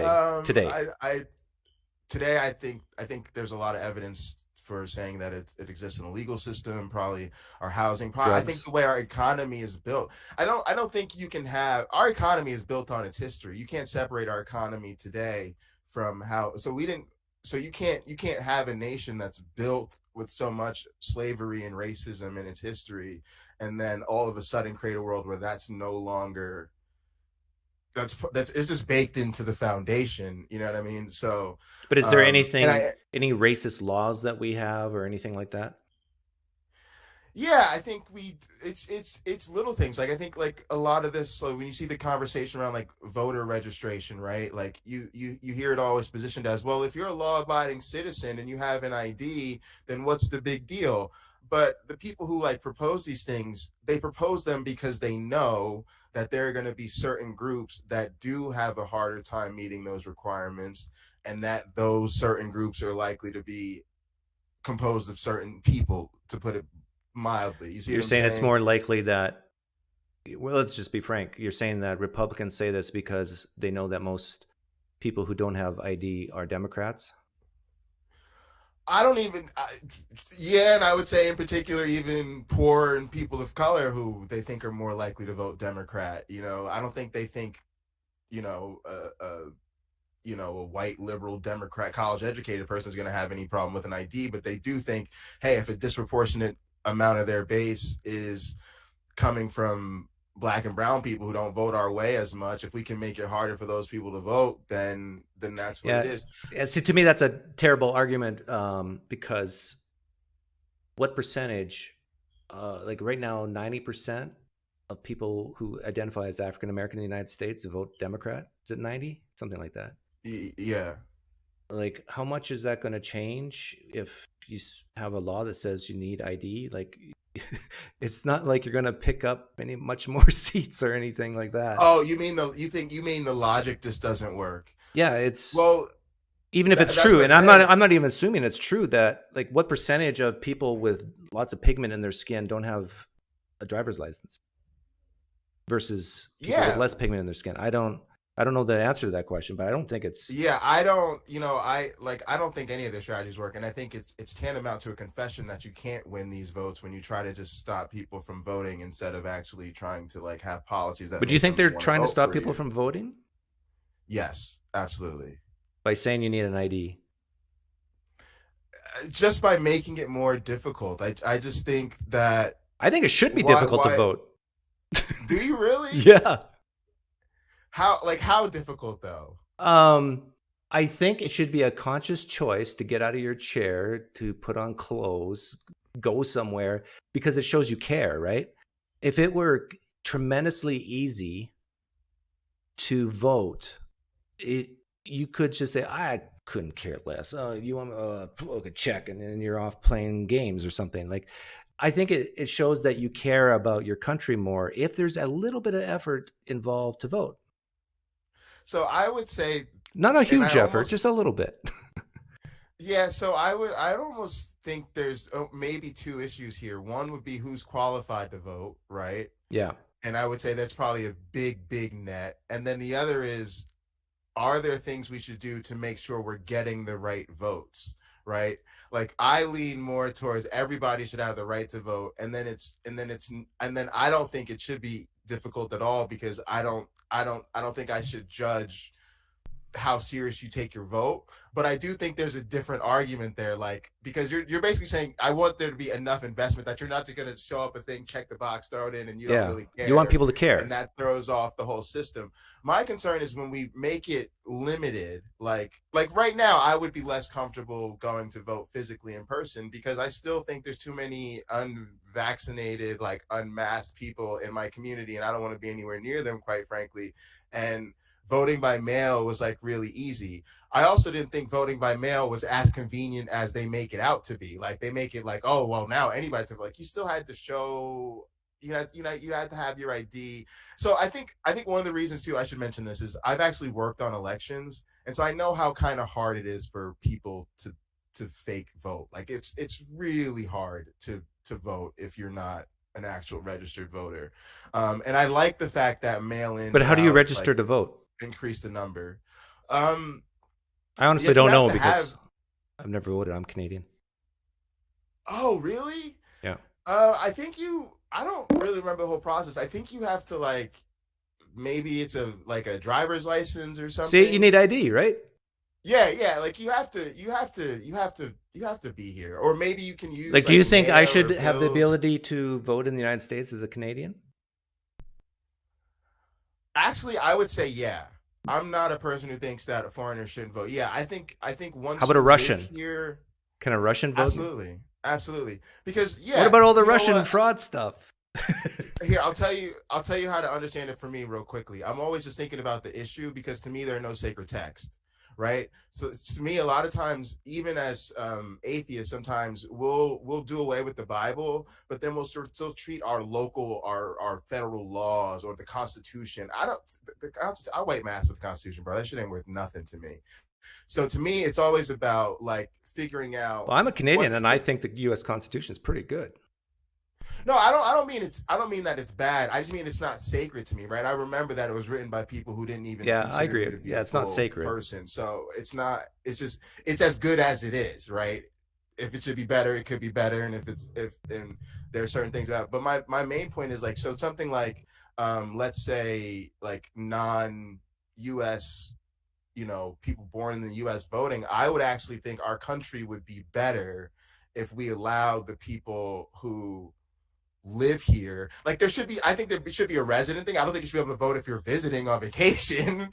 But I think if you live here and you pay bills here and you send your kids to school here, you should absolutely have the right to vote. I think Okay, that so would make our if country better. let's say you started a evolutionary biology type membership thing. Like a church? Like No, like a professional membership. Okay. So you're an evolutionary biologist, you said? Yeah. Okay. So you start one, And do you think it's fair for you to say, well, you have to be an evolutionary biologist to vote in the committee of this membership? That's fair, right? Yes. Yes. So even if someone goes to the same university as you, that doesn't automatically mean they get to vote on within your membership. No, right, because they don't have sufficient, status to be in this particular group. So if someone lives in the United States, do they have sufficient status to vote just because they live here? Yeah, I think the test question there is who's really an American, right? Or something like that. And I don't think not being born here should give you more. I don't think I should have more say in how this country works because I was born here than somebody who wasn't. I don't. If they live here and they're subject to, especially if they pay taxes. If you pay taxes, oh, careful, vote, careful, because aren't you saying that if you don't pay taxes, you maybe shouldn't vote? Well, I think if you don't pay taxes, you're going to end up in jail, and if you're incarcerated, you will not. Be No, able to vote most. while you're incarcerated. I think this is true, if not most. At least a significant portion of the United States populace do not pay federal income tax. Federal income tax. I mean, I would probably say in those cases, like whatever their tax situation is. I'd say it's at least 30%. Well, I think if you're an American citizen, you should vote. My point was just saying that a lot of people who were not born here live here. They contribute to our society. Yeah, I understand. They work here, You're saying I should be able to vote.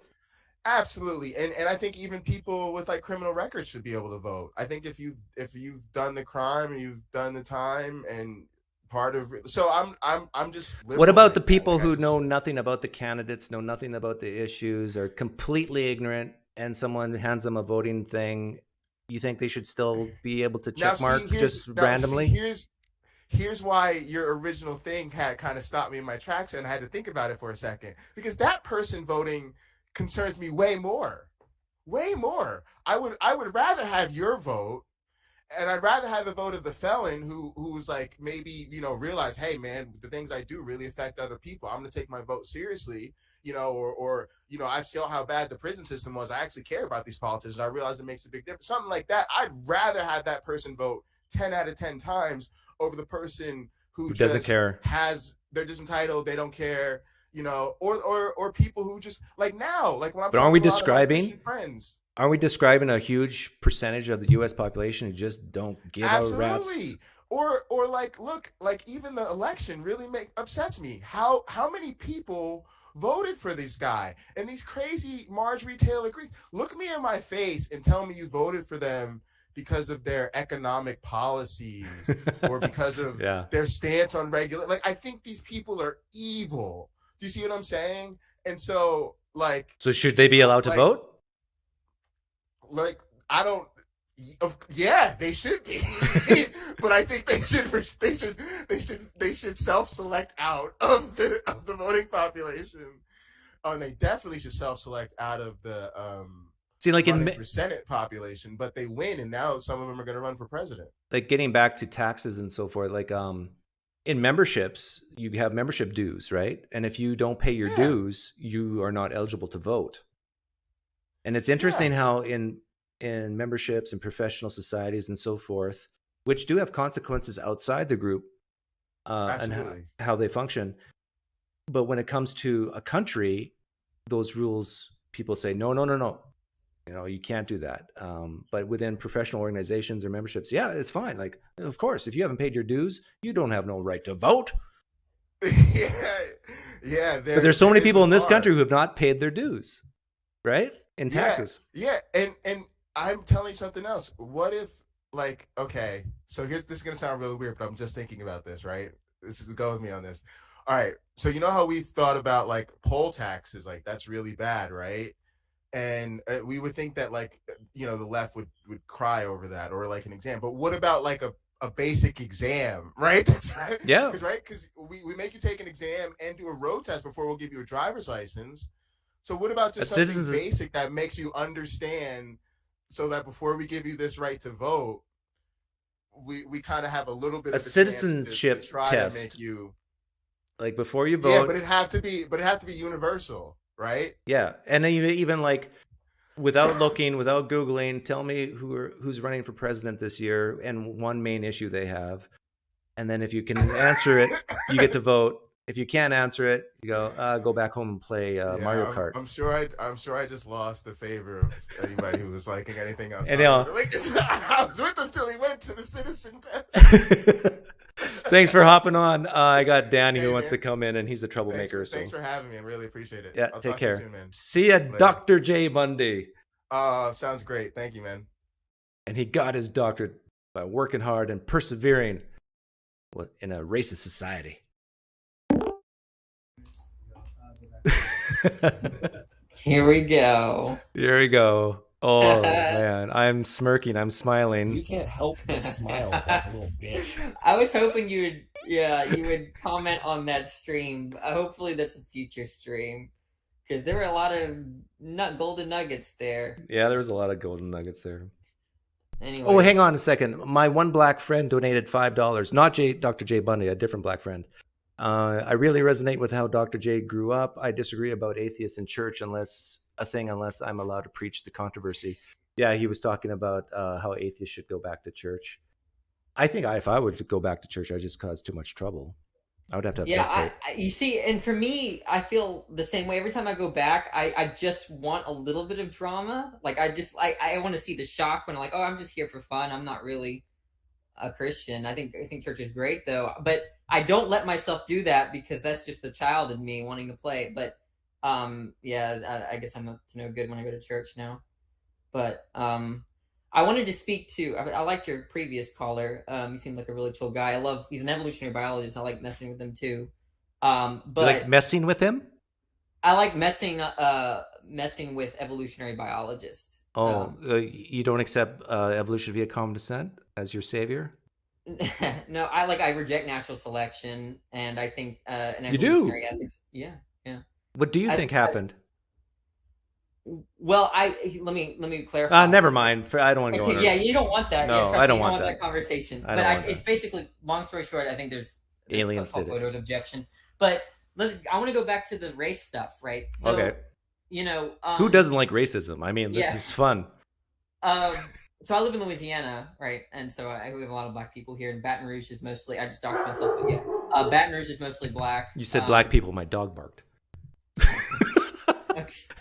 There's black people living in my house. You gotta go back and edit that one out. Okay. Oh my god! It just triggered so many people. This is so much fun. But I want to grant a lot of what I don't really hold anymore. I used to be really right. Now I just don't really pay attention much to it. And one of the reasons why I'm not zealously for Black Lives Matter or anything like that is I'll grant the white privilege stuff. I'll grant that. If you're black and you get pulled over by a cop, there's reason to be anxious. And I don't want to doubt any of those experiences. But I think there's a silent privilege that no one talks about that I think is far more philosopher privilege? What? Hot privilege. Oh yes.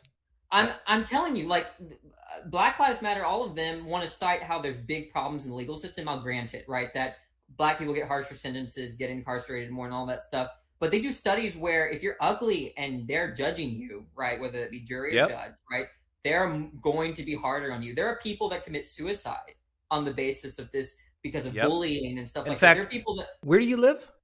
I live in Baton Rouge, Louisiana. Baton Rouge. Okay, so even the most racist white man in Baton Rouge, Louisiana, if they see Tyra Banks in her prime, I tell you, they're going whoa, right?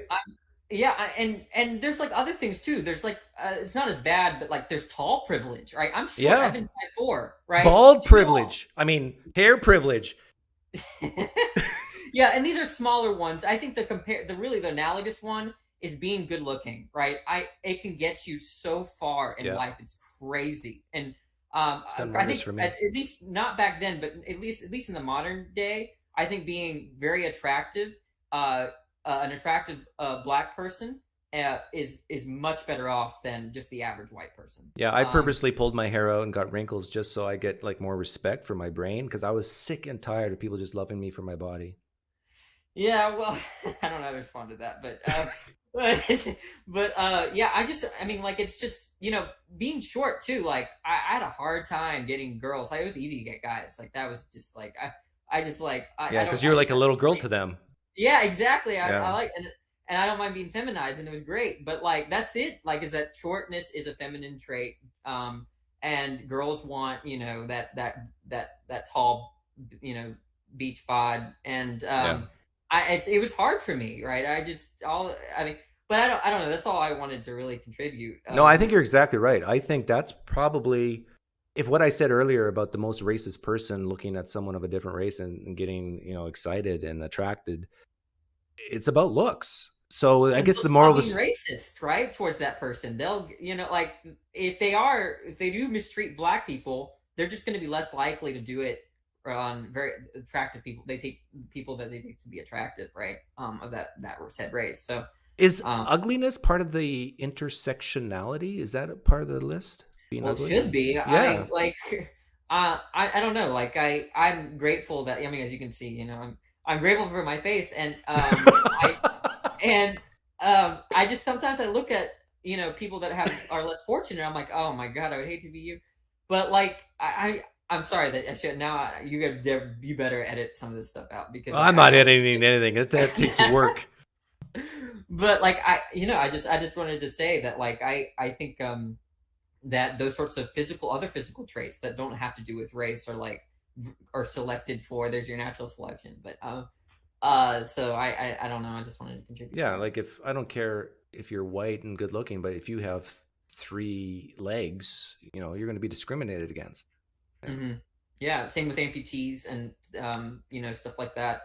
I mean, there's just a different life, right? They have those experiences, and it's like the same kind of like analogy there, where you have a lot of minorities who have legitimate experiences of being discriminated against, and then but this happens with these less fortunate ugly people, right? That and I'm sorry, like for lack of a better phrase, and they have horrible experiences, and I think that we should be more sensitive to that as a society, almost on the same level as the Black Lives Matter movement.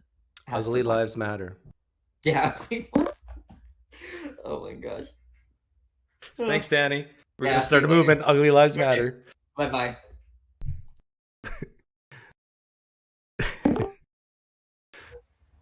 Hey, Jesse. I remember you. How are you doing? Fantastic. Living the dream. You haven't been discriminated against based on your appearance, have you? I'm 6'4", white as an eggshell, and this full head of hair, beard, blue eyes. Got nothing. You got so much privilege. It's true. You don't have the right to even speak to me because I don't have hair.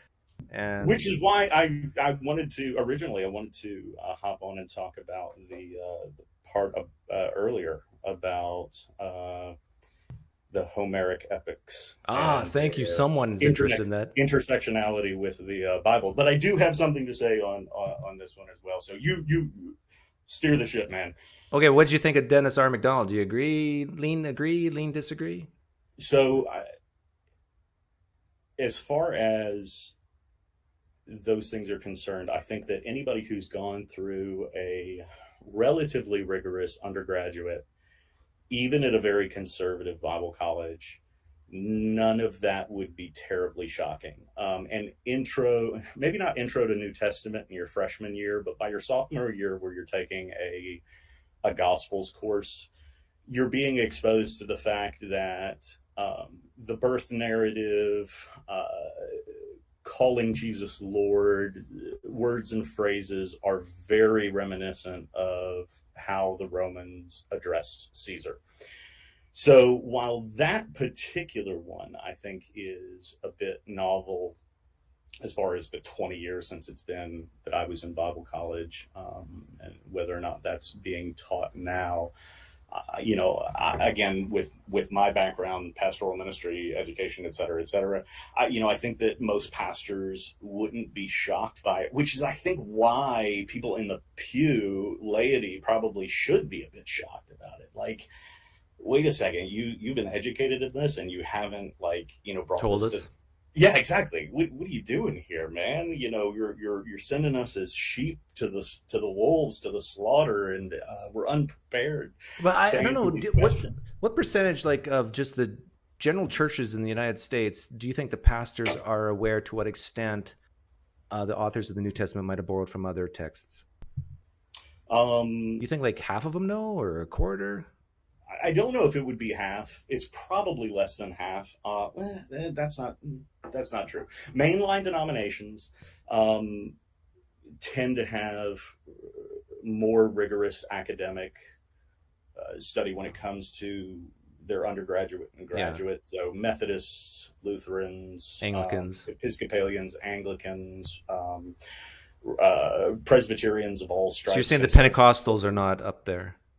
Pentecostals aren't. I would listen. I'll be the first one to say, I had I believe a unique Pentecostal educational experience. I look back at men who taught me and who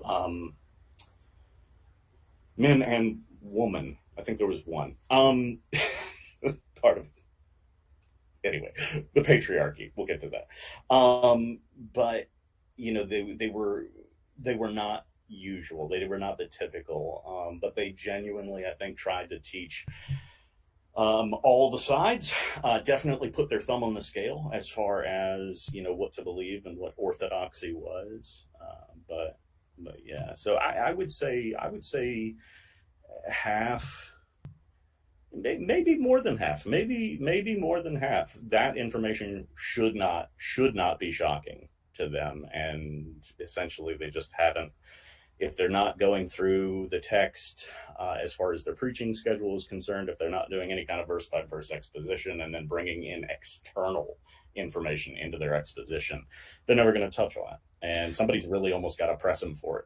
But do you agree with Dennis MacDonald about specifics, like, let's say, the story of Jesus having his feet washed by that woman, paralleling Odysseus's feet being washed by his mother? So I jumped in about let's see, when he was going through literal segment by segment. Yeah. He was reading one and you were referencing on screen the other, and I look at that and say, I would love to see the counter. I would love to hear his response to that particular text, but Lacona, you'd love to hear Lacona's response to each of those? Yeah, absolutely. I look at it and say, so how do you dodge that? I mean, we are literally, I mean, I can go get my synoptic Gospels textbook, in which any Gospels professor would look at it and say, well, here's where Mark was quoted in Matthew, and here's where Mark was quoted in Luke. And it's obvious because he uses the exact same phrasing. He uses the exact same Greek tenses. He uses the exact same, you know, even leftovers of this word doesn't even make sense here unless you assume that he took it from over here where it did make sense. He's doing the exact same thing there. So if you're going to apply that logic, I think, to the gospel. What do you think of Lacona's rebuttal about he didn't use the Titanic this time, but he's talked about the Titanic sinking and then another ship sinking, then he used the plane. Oh, he used the 9/11. I think your response was apt, in which saying, well, if the 9/11 hijackers were raised in a religion about a large jet crashing into the 70th floor of the World Trade Center, and then they went out and made that happen, then the analogy would be apt. But and then the analogy would be very apt to prove the point that, yes, this is obviously a group of people inventing something, not mere coincidence. I don't find that part of his rebuttal convincing. But literally, I think if you're gonna rebut that, you've got to go text by text, verse by verse, and say, no, this is where it's different. You're almost going to have to discover new source material and say, no, this was an edited version. The original differs. Maybe the editor, maybe the copyist made that editorial, but that's not in the original. I think that's almost what it would take. But get Kip or Josh Bowen on here. That's their bag. But So to the second point, as far as CRT and things of that nature, I think the United States has to address our history, our present, and our future. I'm a real estate appraiser in the city of Richmond. I missed being gassed at the Lee statue last summer by about 45 minutes when on video the Richmond police accidentally gassed a peaceful protest because one of their own got out of position and it looked like they were attacking themselves. But as a real estate appraiser in the state of Richmond, or in the city of Richmond, and I would, just pass along a resource to your viewers if they're interested in the history of these things. The University of Richmond did a great study on a number of cities on the history of redlining in the United States and how from Reconstruction onward, laws were put into place in order to restrict Black home ownership, restrict where Black home ownership would happen. So you had, originally you had zoning ordinances that said African Americans can't live here, they can only live in these small areas, and we're gonna pack all of the poverty into one area, and we're not gonna provide public education, and we are going to limit the resources that are possible in this area. In the city of Richmond, it's almost, well, if you go to the University of Richmond, you can literally see how those historic zoning laws still have implications today. Then when that was how do they have implications today? Oh, property values can be 50% in neighborhoods that are equidistant from the city center. So in Richmond, you have the city of Richmond in the center, and then to the left, or to the east and to the west, you have two areas. Very similar homes, very similar styles, very similar geography, very similar access to amenities, so on and so forth. To the west of the city of Richmond was a white community. To the east of the city of Richmond, it was an exclusively Black zoned community. Even to this day, and it's gotten a lot better, but roughly equal homes, you're looking at probably a 30 to 40% less value in the same distance. So why don't people just buy the same house cheaper in the Black neighborhood? So what has happened over the past 20 years is that a lot of individuals have begun moving into that eastern area and driving up property values, which have, in a lot of cases, driven up rents, which have driven out the historically Black community out of Churchill, and it's slowly gentrified into a white community. And so, like, all of that wealth creation potential has literally kind of just been shifted into the hands of a predominantly. You see how ironic that is? It's like when you first started talking, it sounded like, the redlining caused depressed values in a certain neighborhood, which is bad. But yet, when that's been equalized, it's still bad because now people can't afford those homes. So it absolutely is a triple-edged sword to kind of, it is such a Gordian knot of issues, right? Of 100 years of literally on the books, black and white, you can still go and read where up through the 1960s, banks refused on no basis other than the color of one's skin in order to loan to African Americans in certain areas. And you're absolutely right? We want to see some kind of equalization. We want to see a obvious, written, recorded, documented 100-year after the Civil War injustice, not to mention the 150, 200 years of injustice before the Civil War. We want to see that undone. And it's going to take really complex theories and solutions, which I think is what academic critical race theory is really trying to get through. Yes, you're right. A lot of ignorant people say a lot of ignorant things, including about evolution. People talk out of their rear about evolution, and they have no idea what they're talking about, and they use terminology incorrectly. Academic CRT is more about how do we approach legal structures of racism, systemic problems that were intentionally instituted in order to impoverish and have affected multiple generations of people. How do we untangle that? How do we judge that? How do we measure that? And then how do we protect that? And I think that's why there is value in that. But it's not going to be simple, especially not in my city. What do you think the solution is? I'm not sure. I bang around ideas. I blog about real estate in my city, in which I try and kind of float ideas. You know, one of the things that helped that eastern portion was for a period of time, the city of Richmond said, we're not going to tax you if you improve your property. For the next 10 years, we'll forgive all property tax. And that was a huge boon to people coming in and investing. And I have no doubt that did lift the boats of some of the people that 100 years of policy had intentionally impoverished, without a doubt. There are also probably some people who are living paycheck to paycheck who said, wow, my house is worth $20,000 more today than it was 3 weeks ago. I'm taking the money and run. And sadly now, 5 and 10 years later, that house that would have been $200,000 more in value, they got out with 20.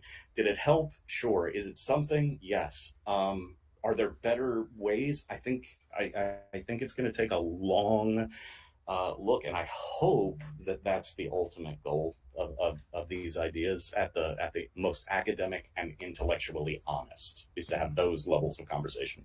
The answer that I asked the question, well, what do you think is the solution? For a lot of people, the answer is, and I think for a lot of people who lean towards supporting CRT, the answer is reparations. Sure. And I don't think that's the answer either. I think because if you don't know how to spend money, getting money is not going to help you. In fact, it could hurt you. Unfettered handouts, generally, I'm suspicious of. It hasn't worked for the Native Americans or the Native Canadians in Canada. Yeah, there's some. I think there's some reason to think that there's a possibility, but I think tying it to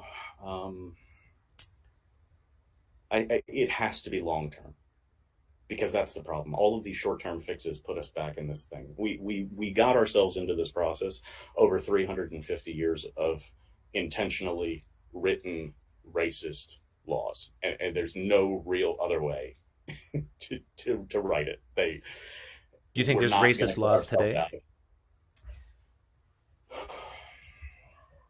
Because I asked this question of Dr. J. Bundy and some other people, and Dr. J. I watched his response. I think the closest you can come to saying there's racist laws today is like some of the drug laws. But again, it's not racist. It's because it's drug laws that apply to everyone. Racist, right? So law enforcement, when equal amounts of crack cocaine and powdered cocaine get you 10 times disparate prison sentences, and one of those happens to be used among minorities and one of them happens to be used among whites, and so you go to jail 10 times longer. I don't think a nation that had, without question, on the books racist laws did that without some intention.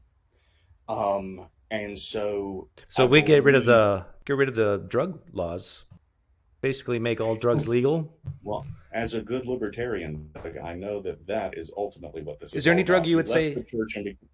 Is there any drug you would say you should keep illegal?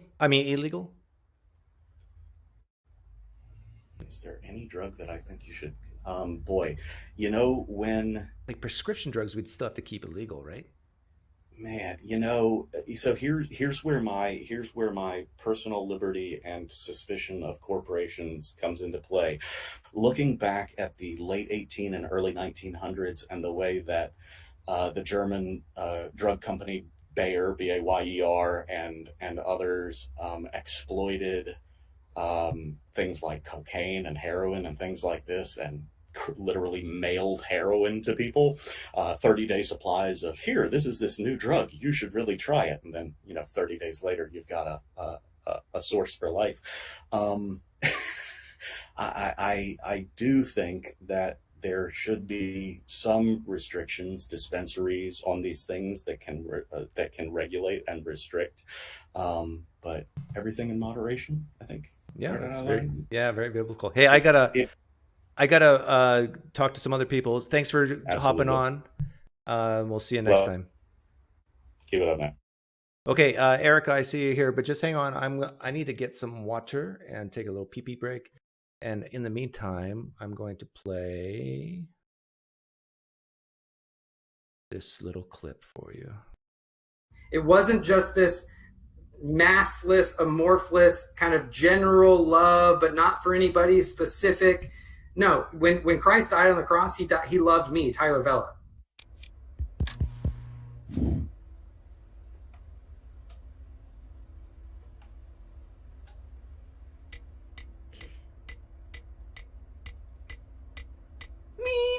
Right? He died specifically and canceled my record of debt against him. Right? He propitiated God towards me. Right? God is actually propitious. He is satisfied. That's what propitious means. The wrath against the debt has been turned away. Right? On something like Will's view, the wrath has not been turned away. Right? Unless you want to be a universalist, the wrath has not been turned away because people are going to experience wrath in hell. Why you?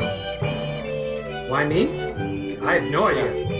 I agree with Paul. I'm chief of all sinners. If you knew my sinful and depraved and wretched heart, there is no reason why it's me. It is because of God's good and loving kindness, amazing grace that he saved a wretch like me. I have no idea why.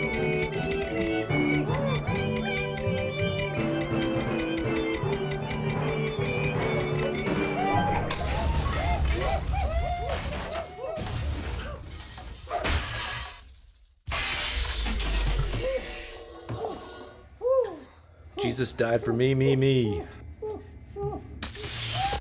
Okay, Erica, where are you?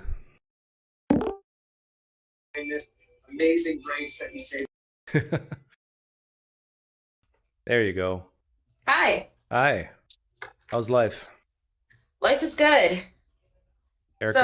Erica's a regular poker member, by the way. What's up? I didn't want to take up too much of your time because I know you're probably sick of talking about critical race theory. Yeah.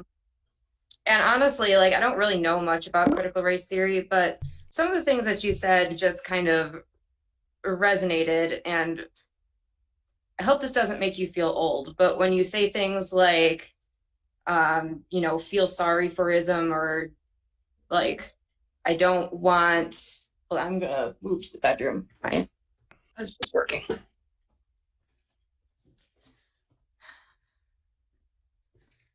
You don't want your husband to hear this? No, it was distracting. He's in a meeting. So, no, but when you say things like, I'm not going to feel sorry for you just because of the color of your skin. I don't think that's really what it's about. I really think it's more about just acknowledging inherent bias. So, my dad would say things like, when I went to school in middle school, don't let anybody make you feel bad for being white, don't let anybody, or things like that. And that actually kind of it divided me a lot more between, students of other races. And I wasn't really as open to hearing the other side, because it's they want to because of our history, they want to make me feel bad for being white, and they want to say that it's my fault for slavery and it's my fault for all the problems in America. And when I got that out of my head and I stopped and I really listened, it was, oh, hey, I'm not being told to I need to feel bad about being white, or I shouldn't be able to express my opinion because I'm white. It's really just about acknowledging like the systemic, you and Jesse talked a lot about, and I thought that he did a great job explaining systemic racism, but acknowledging the fact that you may actually be privileged and you may not even recognize it. And yeah, so that's kind of what I want to say about that. Yeah, I understand that there's white privilege, but there's also black privilege. And as Danny pointed out, there's good-looking privilege, tall privilege, There's also hair privilege, neurotypical privilege as well. Male privilege. Oh, So male it- privilege, yeah. There's, you know, and there's There's the female privilege, too, on the Titanic. yes, like in the court system, there's definitely female privilege. However, in the business world, there's definitely male privilege, and I can tell you some stories about that. Yeah. But it's like you don't see your privilege until you're on the other side of it, which in certain situations it's impossible. Yeah. But like I can't see, I can't necessarily see my privilege as a white person because I'm just living my life, and you know I can just take for granted that I'm not getting pulled over every 5 days for absolutely no reason, but my husband can't. Like we're both equally good drivers, but he's been pulled over way more than I have for like absolutely no reason, and that's just not something I have to think about on a daily basis. Oh, really?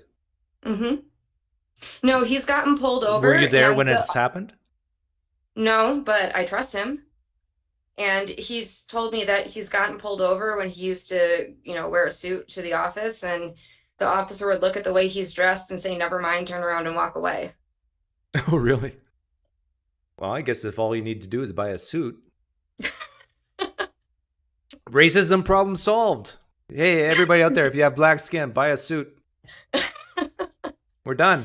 You and I have solved the racism problem. Yeah.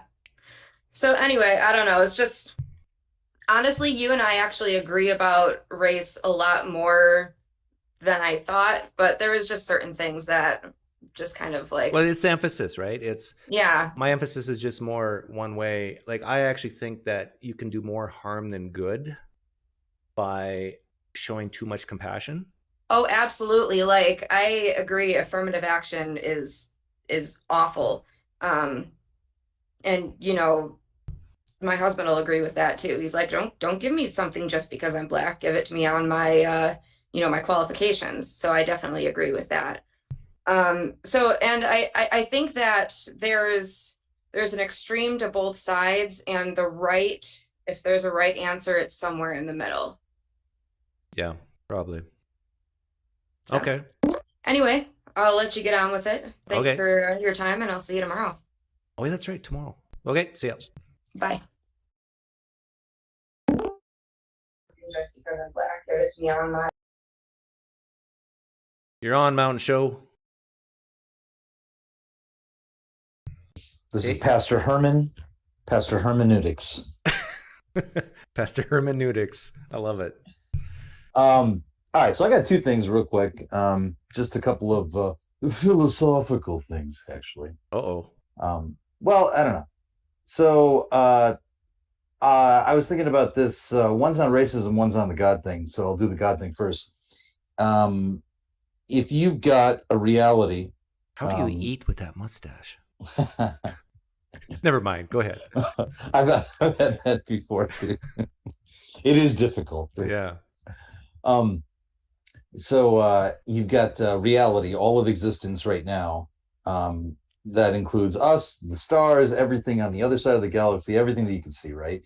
Then the idea is that within that reality, or that reality in toto, is caused by an exterior force, right? Which is a God, supposedly, right? Mm-hmm.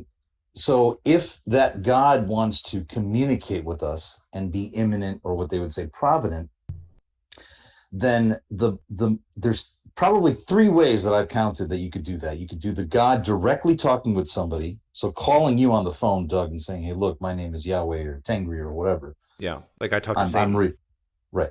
Yeah, exactly, same thing. Yeah. Second would be some sort of what they would call a Deus ex machina, which is basically like a God device. So it's something that God made, but then left on Earth or some other planet that we could see, like in 2001 Space Odyssey, like the monoliths, right?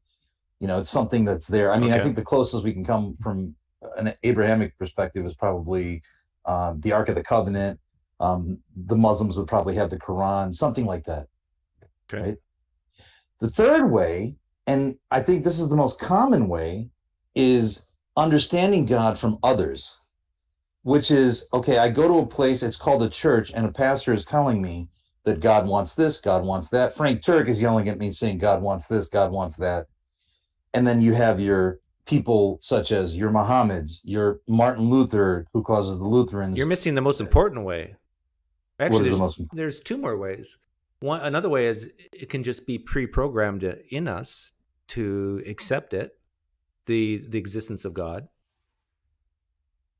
But that would have to come from God then, right? Yeah. So basically, everybody born, just as they grow older, they go, "Oh yeah, of course God's real." I mean, it's just and some Christians believe that already from Romans. And then the other way is God make regular visits in the physical and do miracles in the physical, just like he did in the New Testament. Yeah, I think that would go with number one a little bit. I mean, it's just that rather than calling God or having God speak to you in a dream, that would be God. Yeah, dreams are worth nothing. Yeah. Right. Well, but that's what I'm saying. Like those, I'm trying to count the specific ways as to what this could be. Yeah. Okay, so yeah, that makes sense. I just wanted to toss that out there. If there was something else that I was missing, like you said, the pre-programming is a good, and then the actually, make an appearance. Out of those 1, 2, 3, 5 of those, wouldn't you say that number 3 is probably the most common? With I'm hearing about this thing from like other people, right? I mean, that's the reason why there's a Mennonite. There's a guy named Jacob Menon or whatever, right? And the Amish or something Amen or something like that. That's his name or something like that. Yeah, and people make up stuff and share it. Yeah, exactly. Calvin's too. Okay. Second thing is, since we were on the topic of race, thought experiment here of how racism doesn't really exist internally, or I would say in a useful sense. And the reason why I say that one was, if you ask anyone, name 5 people in your entire life that you really despised. And I don't mean like an Adolf Hitler or somebody, like a Osama bin Laden, somebody that you know. Chances are the majority of those people are going to name somebody of the same race, somebody of the same gender, somebody who shares similar religious beliefs, and quite possibly somebody who is blood related to them. If that's the case, so if you ask a white person, name 5 people that you really despise in your entire life, they're not going to name a Mongolian or somebody from Japan or a Mexican or a black person. Yeah. Chances are they're going to name somebody from within their own race, within their own gender, and exactly, it's the in-group thing. Yeah, I would say I say that's true. You're going to love and hate people within your own tribe first. Correct. Yeah. So if the theory stands correct, right, that my in-group is better than that in-group. There's a couple of different ways you can look at racism. I've always thought of it as being like, okay, well, my in-group is good, that out-group is bad. So if that's the case, then theoretically you don't like, or the people that you most don't like are the ones that within your own in-group.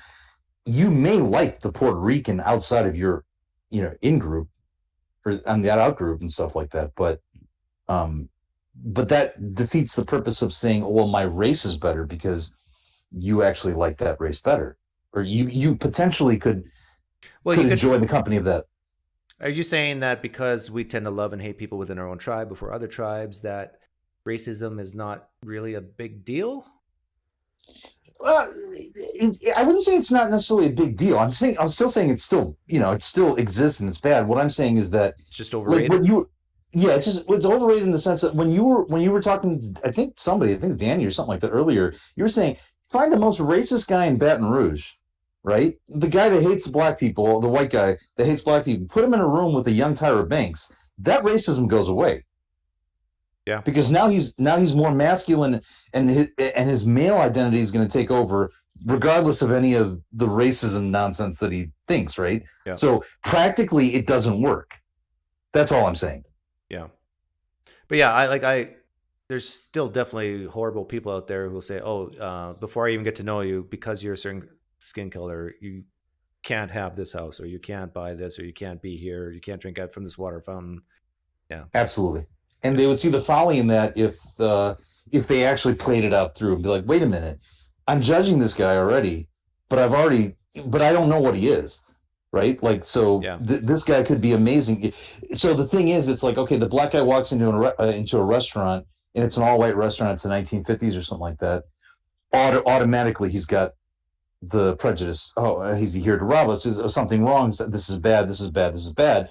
He could be coming out of a Lamborghini or whatever was, really rich back in the day, to go in there and going, "Hey, look, I really like your restaurant. Your hot dogs are amazing. I'm giving you $200,000." And that could happen, but that wasn't expected, though. That's all I'm saying. It's just that, now we've got an individual rather than a race in front of us. Have you experienced racism?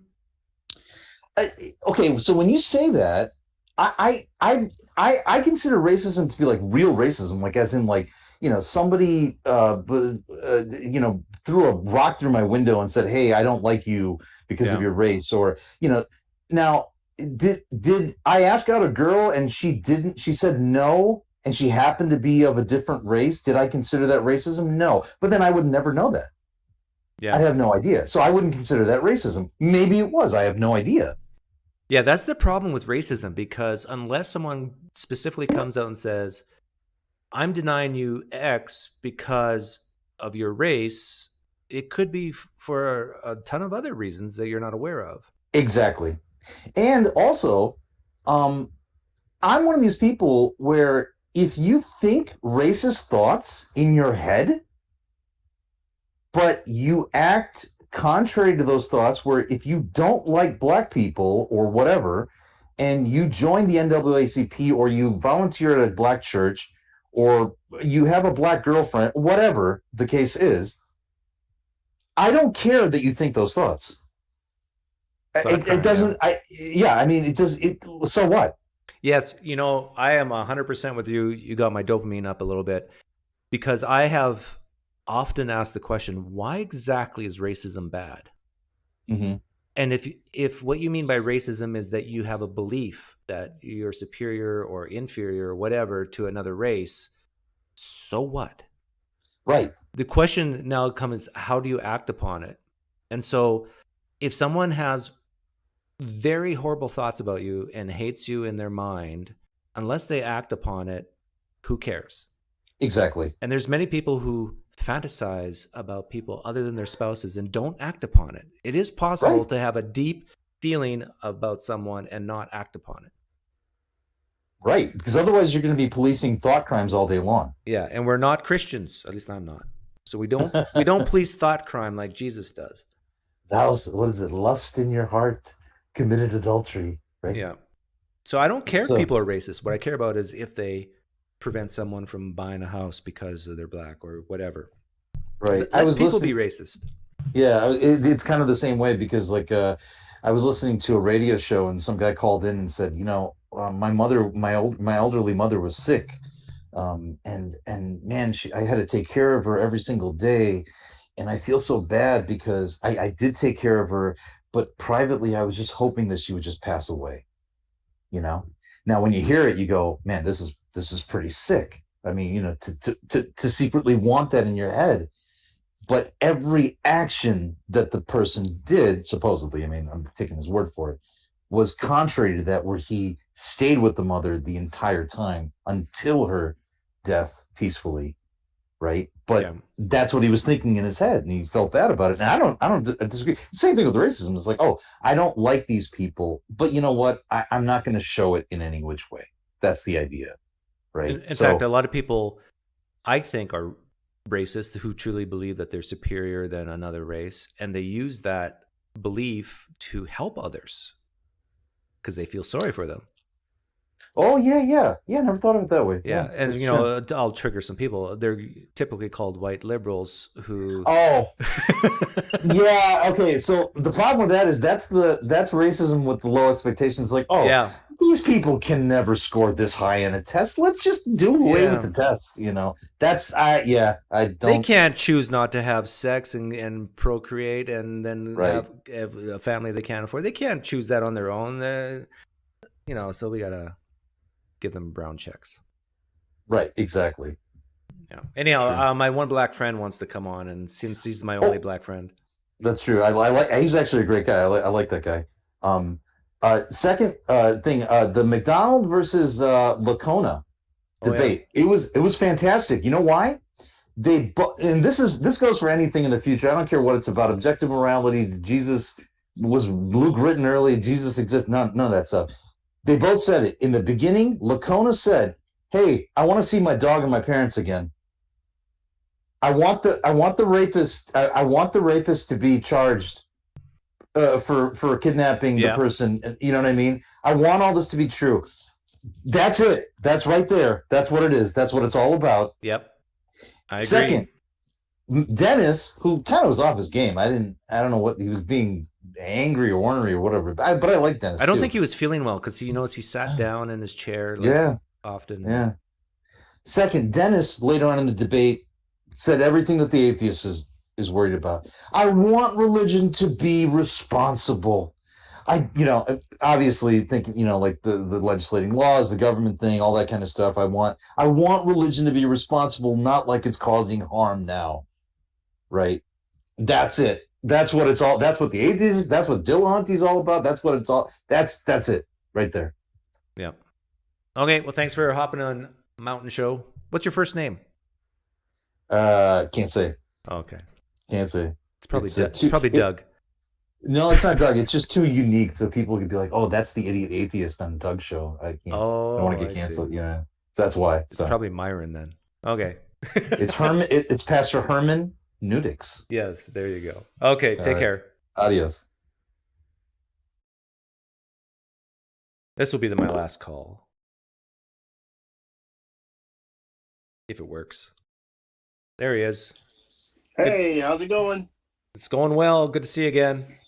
Good seeing you too. One of the best shows I've ever seen you do going on right now. Excellent work. Oh, really? Wow. Thanks. Yes, I give you great praise.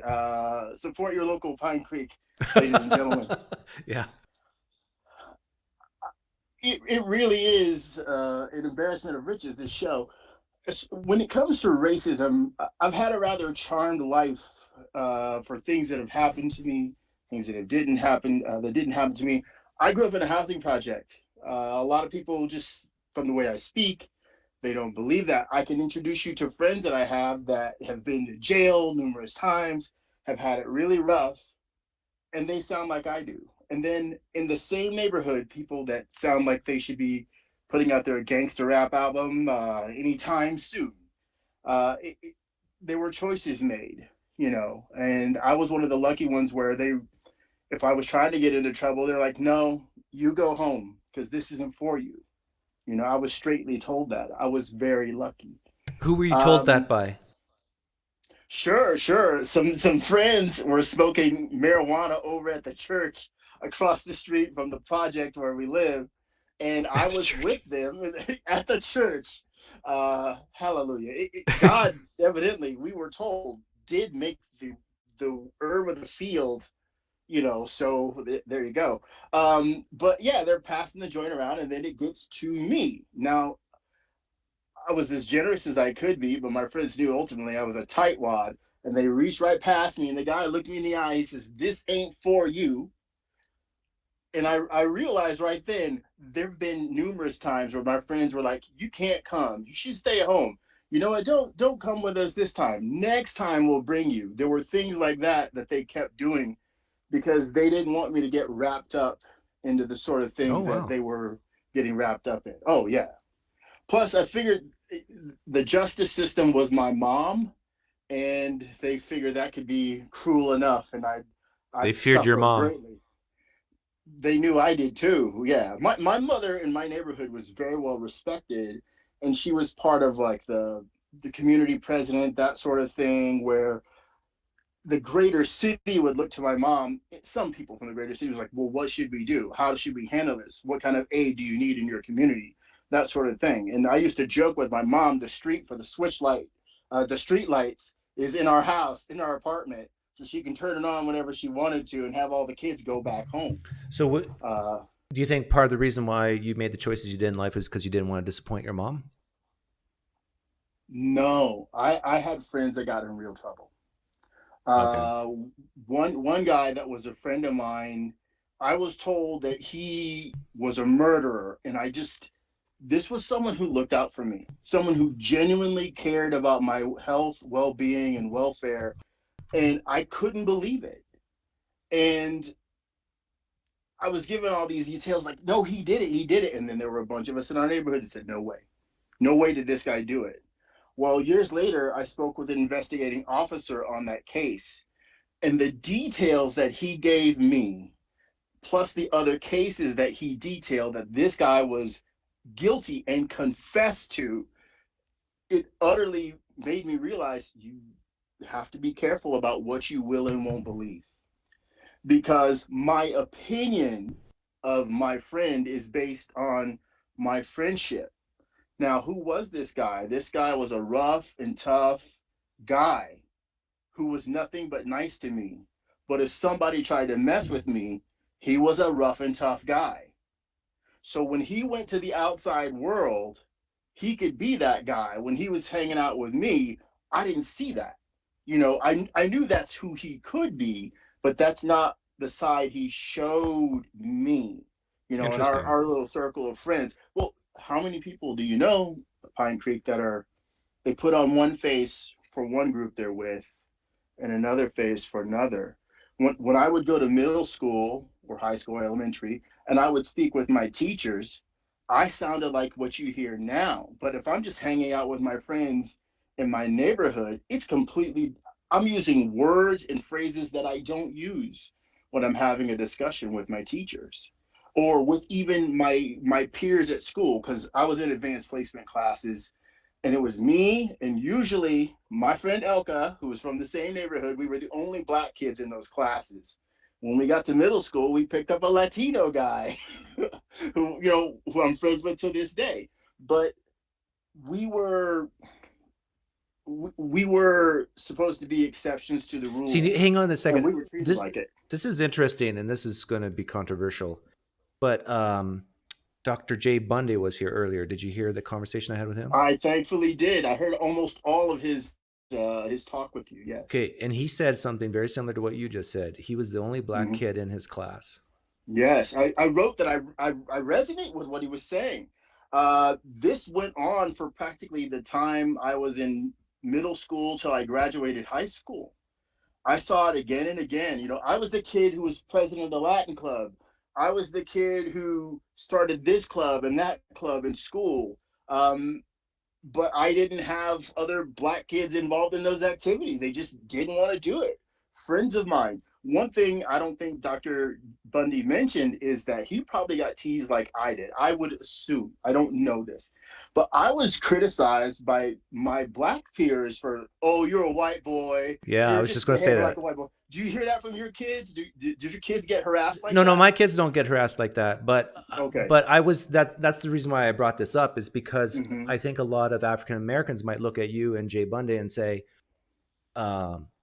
you were raised white, really, you know, because you went to school and were around white people. There's some important things to know. My mother and father are both from Alabama. My father would tell me stories of how when he moved to Indiana, he was not allowed to eat at the lunch counter because there were racist rules and racist laws. My father told me stories about sundown towns where if you were Black and you couldn't be outside after sundown. My father told me stories about when he was a truck driver for Kroger. He went to a hotel and the hotel manager says, you shouldn't stay here tonight.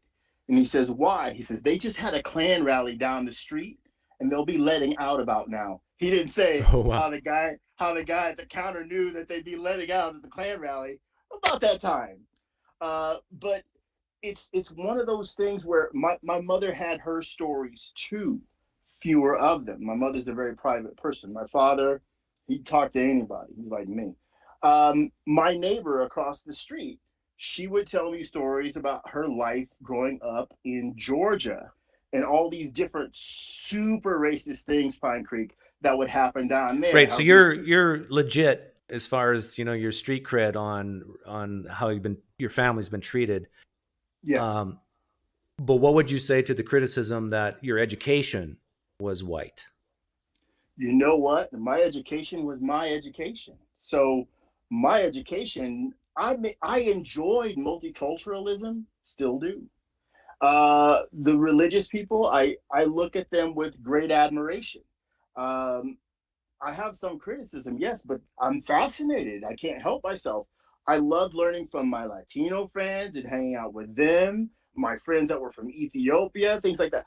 I saw culture, and I knew that my little town of Fort Wayne, Indiana, didn't have all the answers, didn't have all the experiences, and there was a great big world out there. Well, I thought Los Angeles was somewhere near the Glenbrook Mall when I was in 4th grade. I didn't know it was way, way, way far away, thousands of miles away. I didn't realize that. Jay Yes. Bundy just donated. He said, I was teased like that, and black people, even in our own extended families, treat us like we're not really black, says Jay Bundy. Thanks for the donation.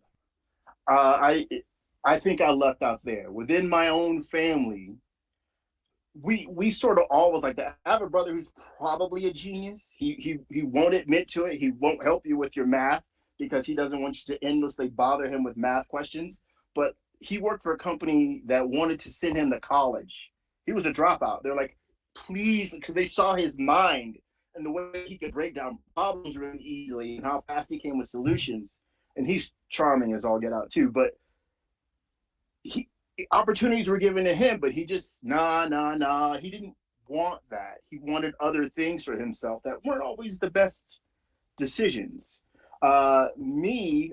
I saw how much trouble I could get into because my friends were going off to jail or prison. One of my best friends was shot in the head at 19 Okay, but years these old. other people who made bad choices, unlike you, couldn't they see what you saw and not make those decisions?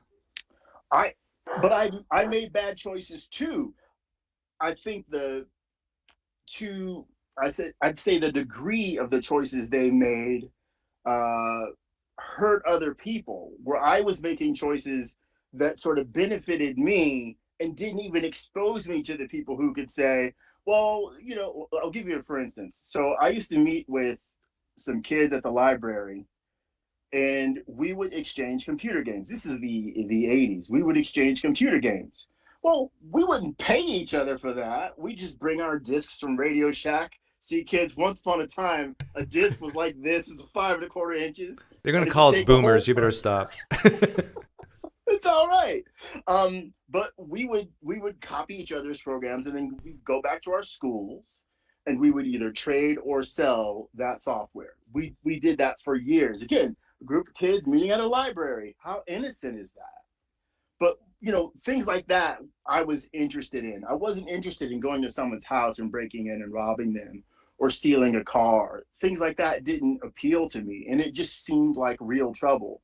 I didn't even know what I was doing was wrong. I figured, well, these kids aren't going to buy this stuff anyway if they don't get it from me.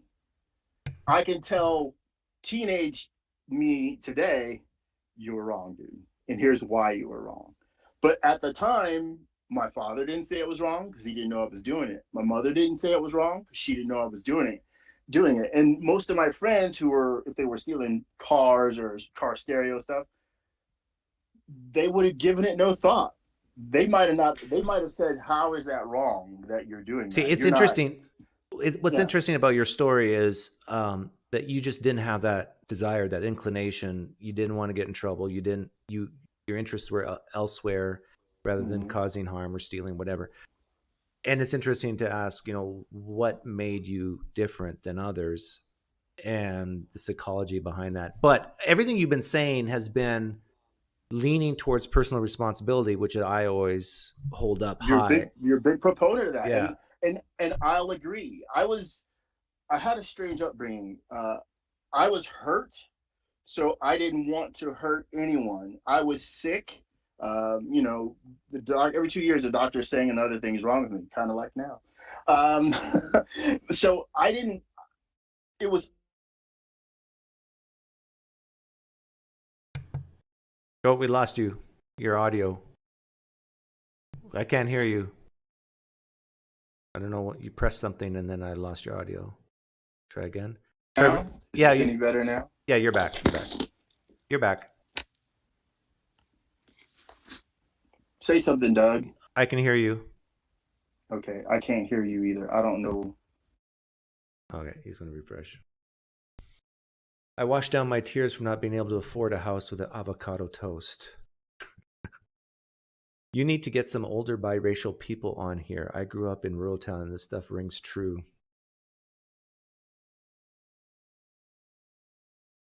My homie was murdered in his passion was piano and tagging. He was super talented.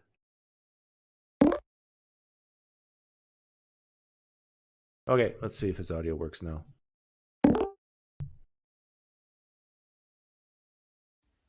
Can you hear me? Okay, yes, I hear you well now. Okay, sorry. good. I don't know what happened. I got a phone call. That happens. Yeah, I know that happens sometimes. Okay. I will not be pirating the Whereby software and trying to sell it to anyone because it doesn't work. It's not as good as Swashbuckler or Karutica, but it's what we have. It's what we have. Karutica is available for the iPhone in the App Store. They're not a sponsor, but they should be of the PineCreek show. So I didn't want to offend people. I didn't want to hurt people. And that's where a lot of it came from. I was the kid who would go, I did this today. I helped one of my neighbors. I was given those values of being an asset to the people that I lived with in my community. I still have that value today. I could see my mother doing it. I could see my father doing it to a much lesser degree, but there he was. So, and I saw how if I would help someone with their yard, or I would help someone with going to the store and getting something they couldn't, how that made them feel. And that meant something to me. It was nice to be a part of a community that way. I have some other notes. Go ahead. I was just I want to wrap it up pretty soon. There's one more person who might want to come on. But if you were to give a piece of advice on this topic of racism, of how the United States can get a step closer to healing. I think the United States has healed a lot over the last few decades. Agreed. Yeah. Agreed. What advice would you give the world or the United States?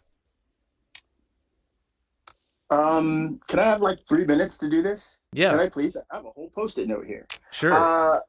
First of all, did my question lead into your notes? Beautiful segue, though. There you go. The key to true privilege, I think, is to be kind. I wrote that down. Kindness and honesty are the true keys. If you say, I don't know how to do this, you're likely to get better help with someone helping you to do this. I believe, and I've seen this since I was a child, that being a racist or having racist policies is a way to admit to everyone watching that you are weak in some area, that this group that you're trying to make the out group is somehow better than you. And you're not smart enough to realize that's what you're telling yourself. The thing I don't want to happen, because this has happened in the Black community, I saw it growing up. Maybe Latinos are wrestling with this, Asians are wrestling with this, people in India and so on, is believing that their group is less than the other group. Well, with things like critical race theory, which I am not an authority on, the thing I've seen people say, white people say, is how they feel guilty for what their ancestors did. I kind of have some concerns there, because what we cannot have, because we all have to be better, right, in this society, we all have to get along. What we cannot have is a group of white people, like the new modern white people, being so torn down by what people they were never related to, because their ancestors came from Poland or somewhere, did here in the United States.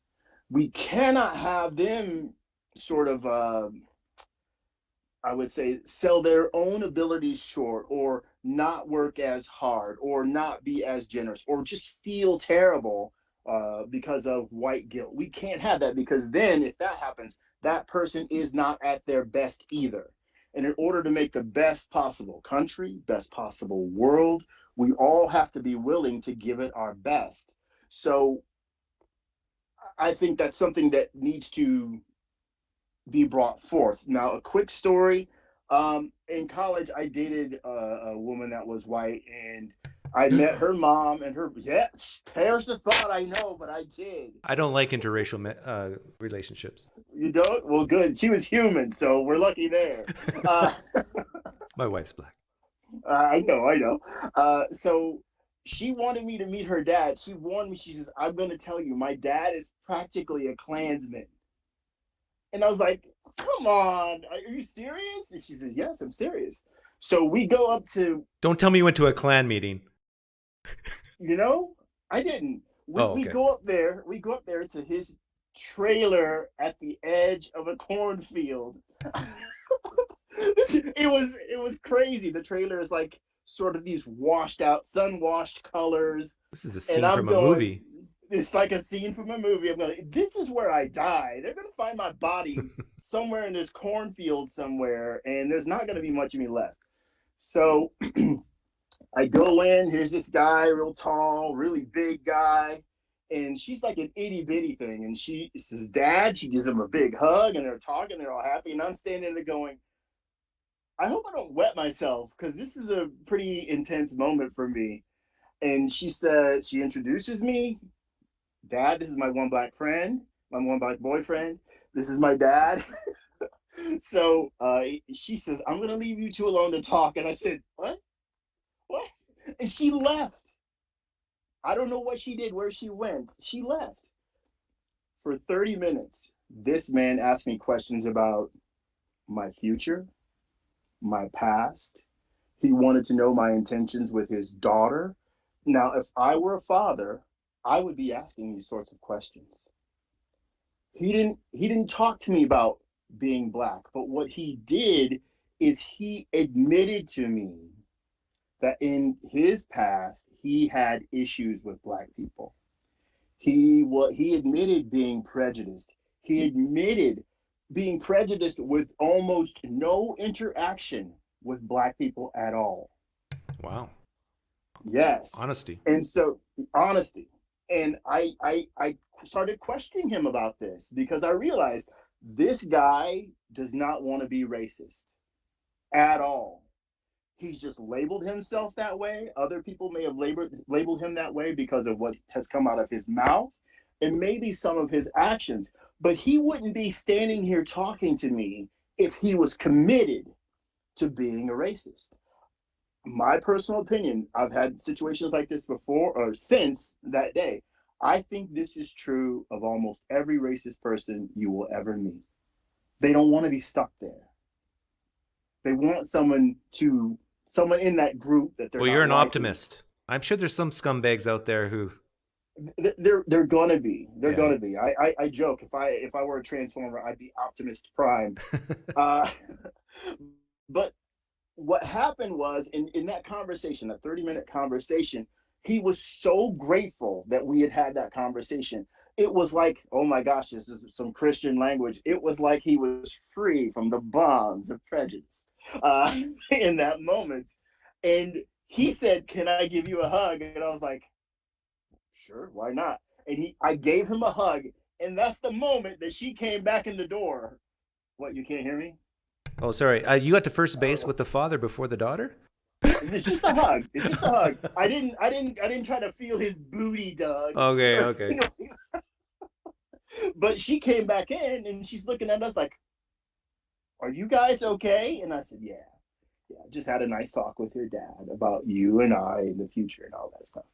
And when he made dinner for us and we all had a nice time sitting around eating dinner. And again, he shook my hand, looked me in the eye. You know, I looked him in the eye. We shook hands and said goodbye. And again, I didn't ask her questions like, how's your dad doing with, like, does he have a second black friend? It's not just me. No, I never asked her questions like that, but she would say, like, what did you say to him? Because he's changed. So that's the value of one human interaction. One conversation at a time. One conversation at a time. We are all ambassadors. We do have to see it that way. Whatever the issue is, if it's, I mean, Doug, you and I deal in finance. So if it's finance, we are ambassadors. If it's CRT, depending on the discussion, and I really like your approach, what does it mean to you? We are ambassadors. If it's talking to someone about their faith, we are ambassadors. In so many different aspects of our lives, it might be our chance to help. Maybe the word can be reform, but certainly the word is educate others and help them sort of get the best out of life. Because if you're sitting there at the Klan meeting and you believe about 30% is what is being said, that means you don't believe in 70% of what is being said. You don't. And if you talk to the right person, they may be able to explain what you don't know. They may be able to heal the hurt that you have inside. And thank you. I know that's more than 3 minutes. I didn't know it would be, but no, I appreciate that. That's a great sermon, Pastor One Black Friend. I'm gonna climb on down out the pulpit and let y'all go. And back to your peoples there. No, that was. I'm related to people who talk like that, so but they're lovely. Yeah. No, that was. I'm gonna end it here. I'm gonna end the stream here. So thanks so much for coming on. You're very welcome. Thank you. Great program. Thanks. Yeah, it's been interesting. So, take care. You too. Bye-bye. Let's go. Oh, what is she doing up here? Oh, yeah. Wasn't that wonderful? Oh, there's my books. Yeah, I'm smiling from that. Oh, I'm sorry. I shouldn't smile, should I? Can't help but smile like a little bitch. Yeah, I know. That's a problem I have. But thanks, Christian John, for reminding me. Yes, it was a wonderful stream. I had many people on. How many people did I have? 6, 7, 8? Thank you so much for the donation. Mel Bede. Happy to give you Tuesday entertainment and avoid working. Thanks, Callie. And Jay Bundy for coming on and for the donation. And that's all I see right now, but I'm sure I missed other donations.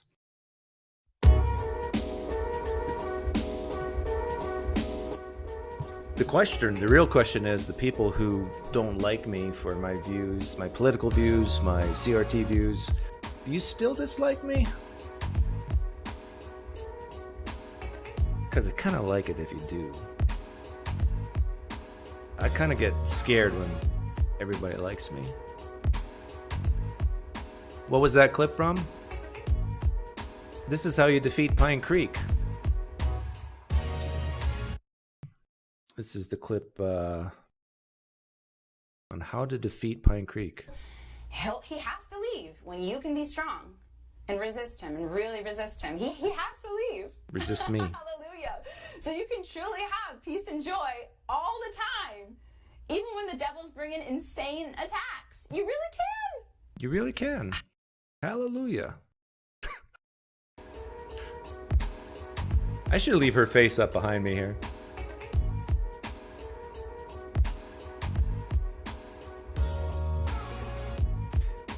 Thanks for the donation. The Rabbit Hole. Great stream, Doug. Thanks.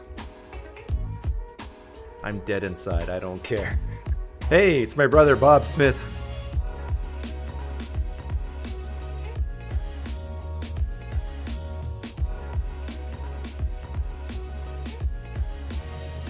Those eyes. Yeah, she has beautiful eyes. My eyes as blue as hers.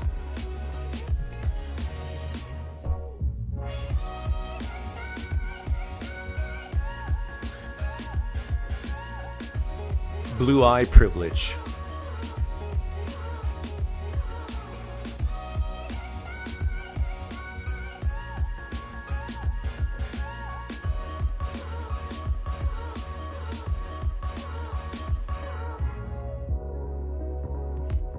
What did Frank Turek think of this live stream we had? Hey, man!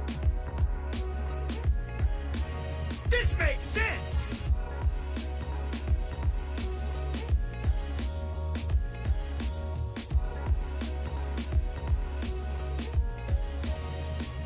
You know what's interesting is usually I have troubles getting people to come and talk to me on the live stream, but today we had a lot of people. I don't know why people are hesitant to talk to me. I don't think anyone's ready for Doug. Yeah, Mike Winger says that nobody's ready for me, but today we had like 6 or 7 people. They were really ready.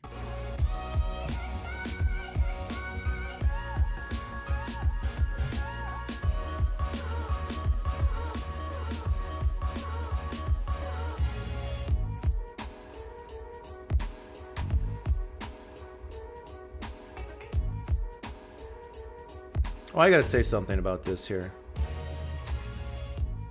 Let's back up the music a bit. Heuristic by Jewel Saunders. PineCreek, seen as your epistemology will stand as firm in the political realm will be an interesting test. It actually, does it boggle my mind? No, it doesn't boggle my mind. I kind of expect this. But just because someone disagrees with you politically, doesn't mean they don't have good reasons. Doesn't mean they're idiots. Doesn't mean they're all the negative things one can think of. Like, as someone who leans capitalistic, leans right, I understand and respect and admire the people who disagree with me and have different takes on different issues. And even as an atheist who leans towards naturalism, we evolve to have different opinions for a reason. It helps us survive. So don't dismiss those of the opposite political persuasion as you. It can hurt you in the long run.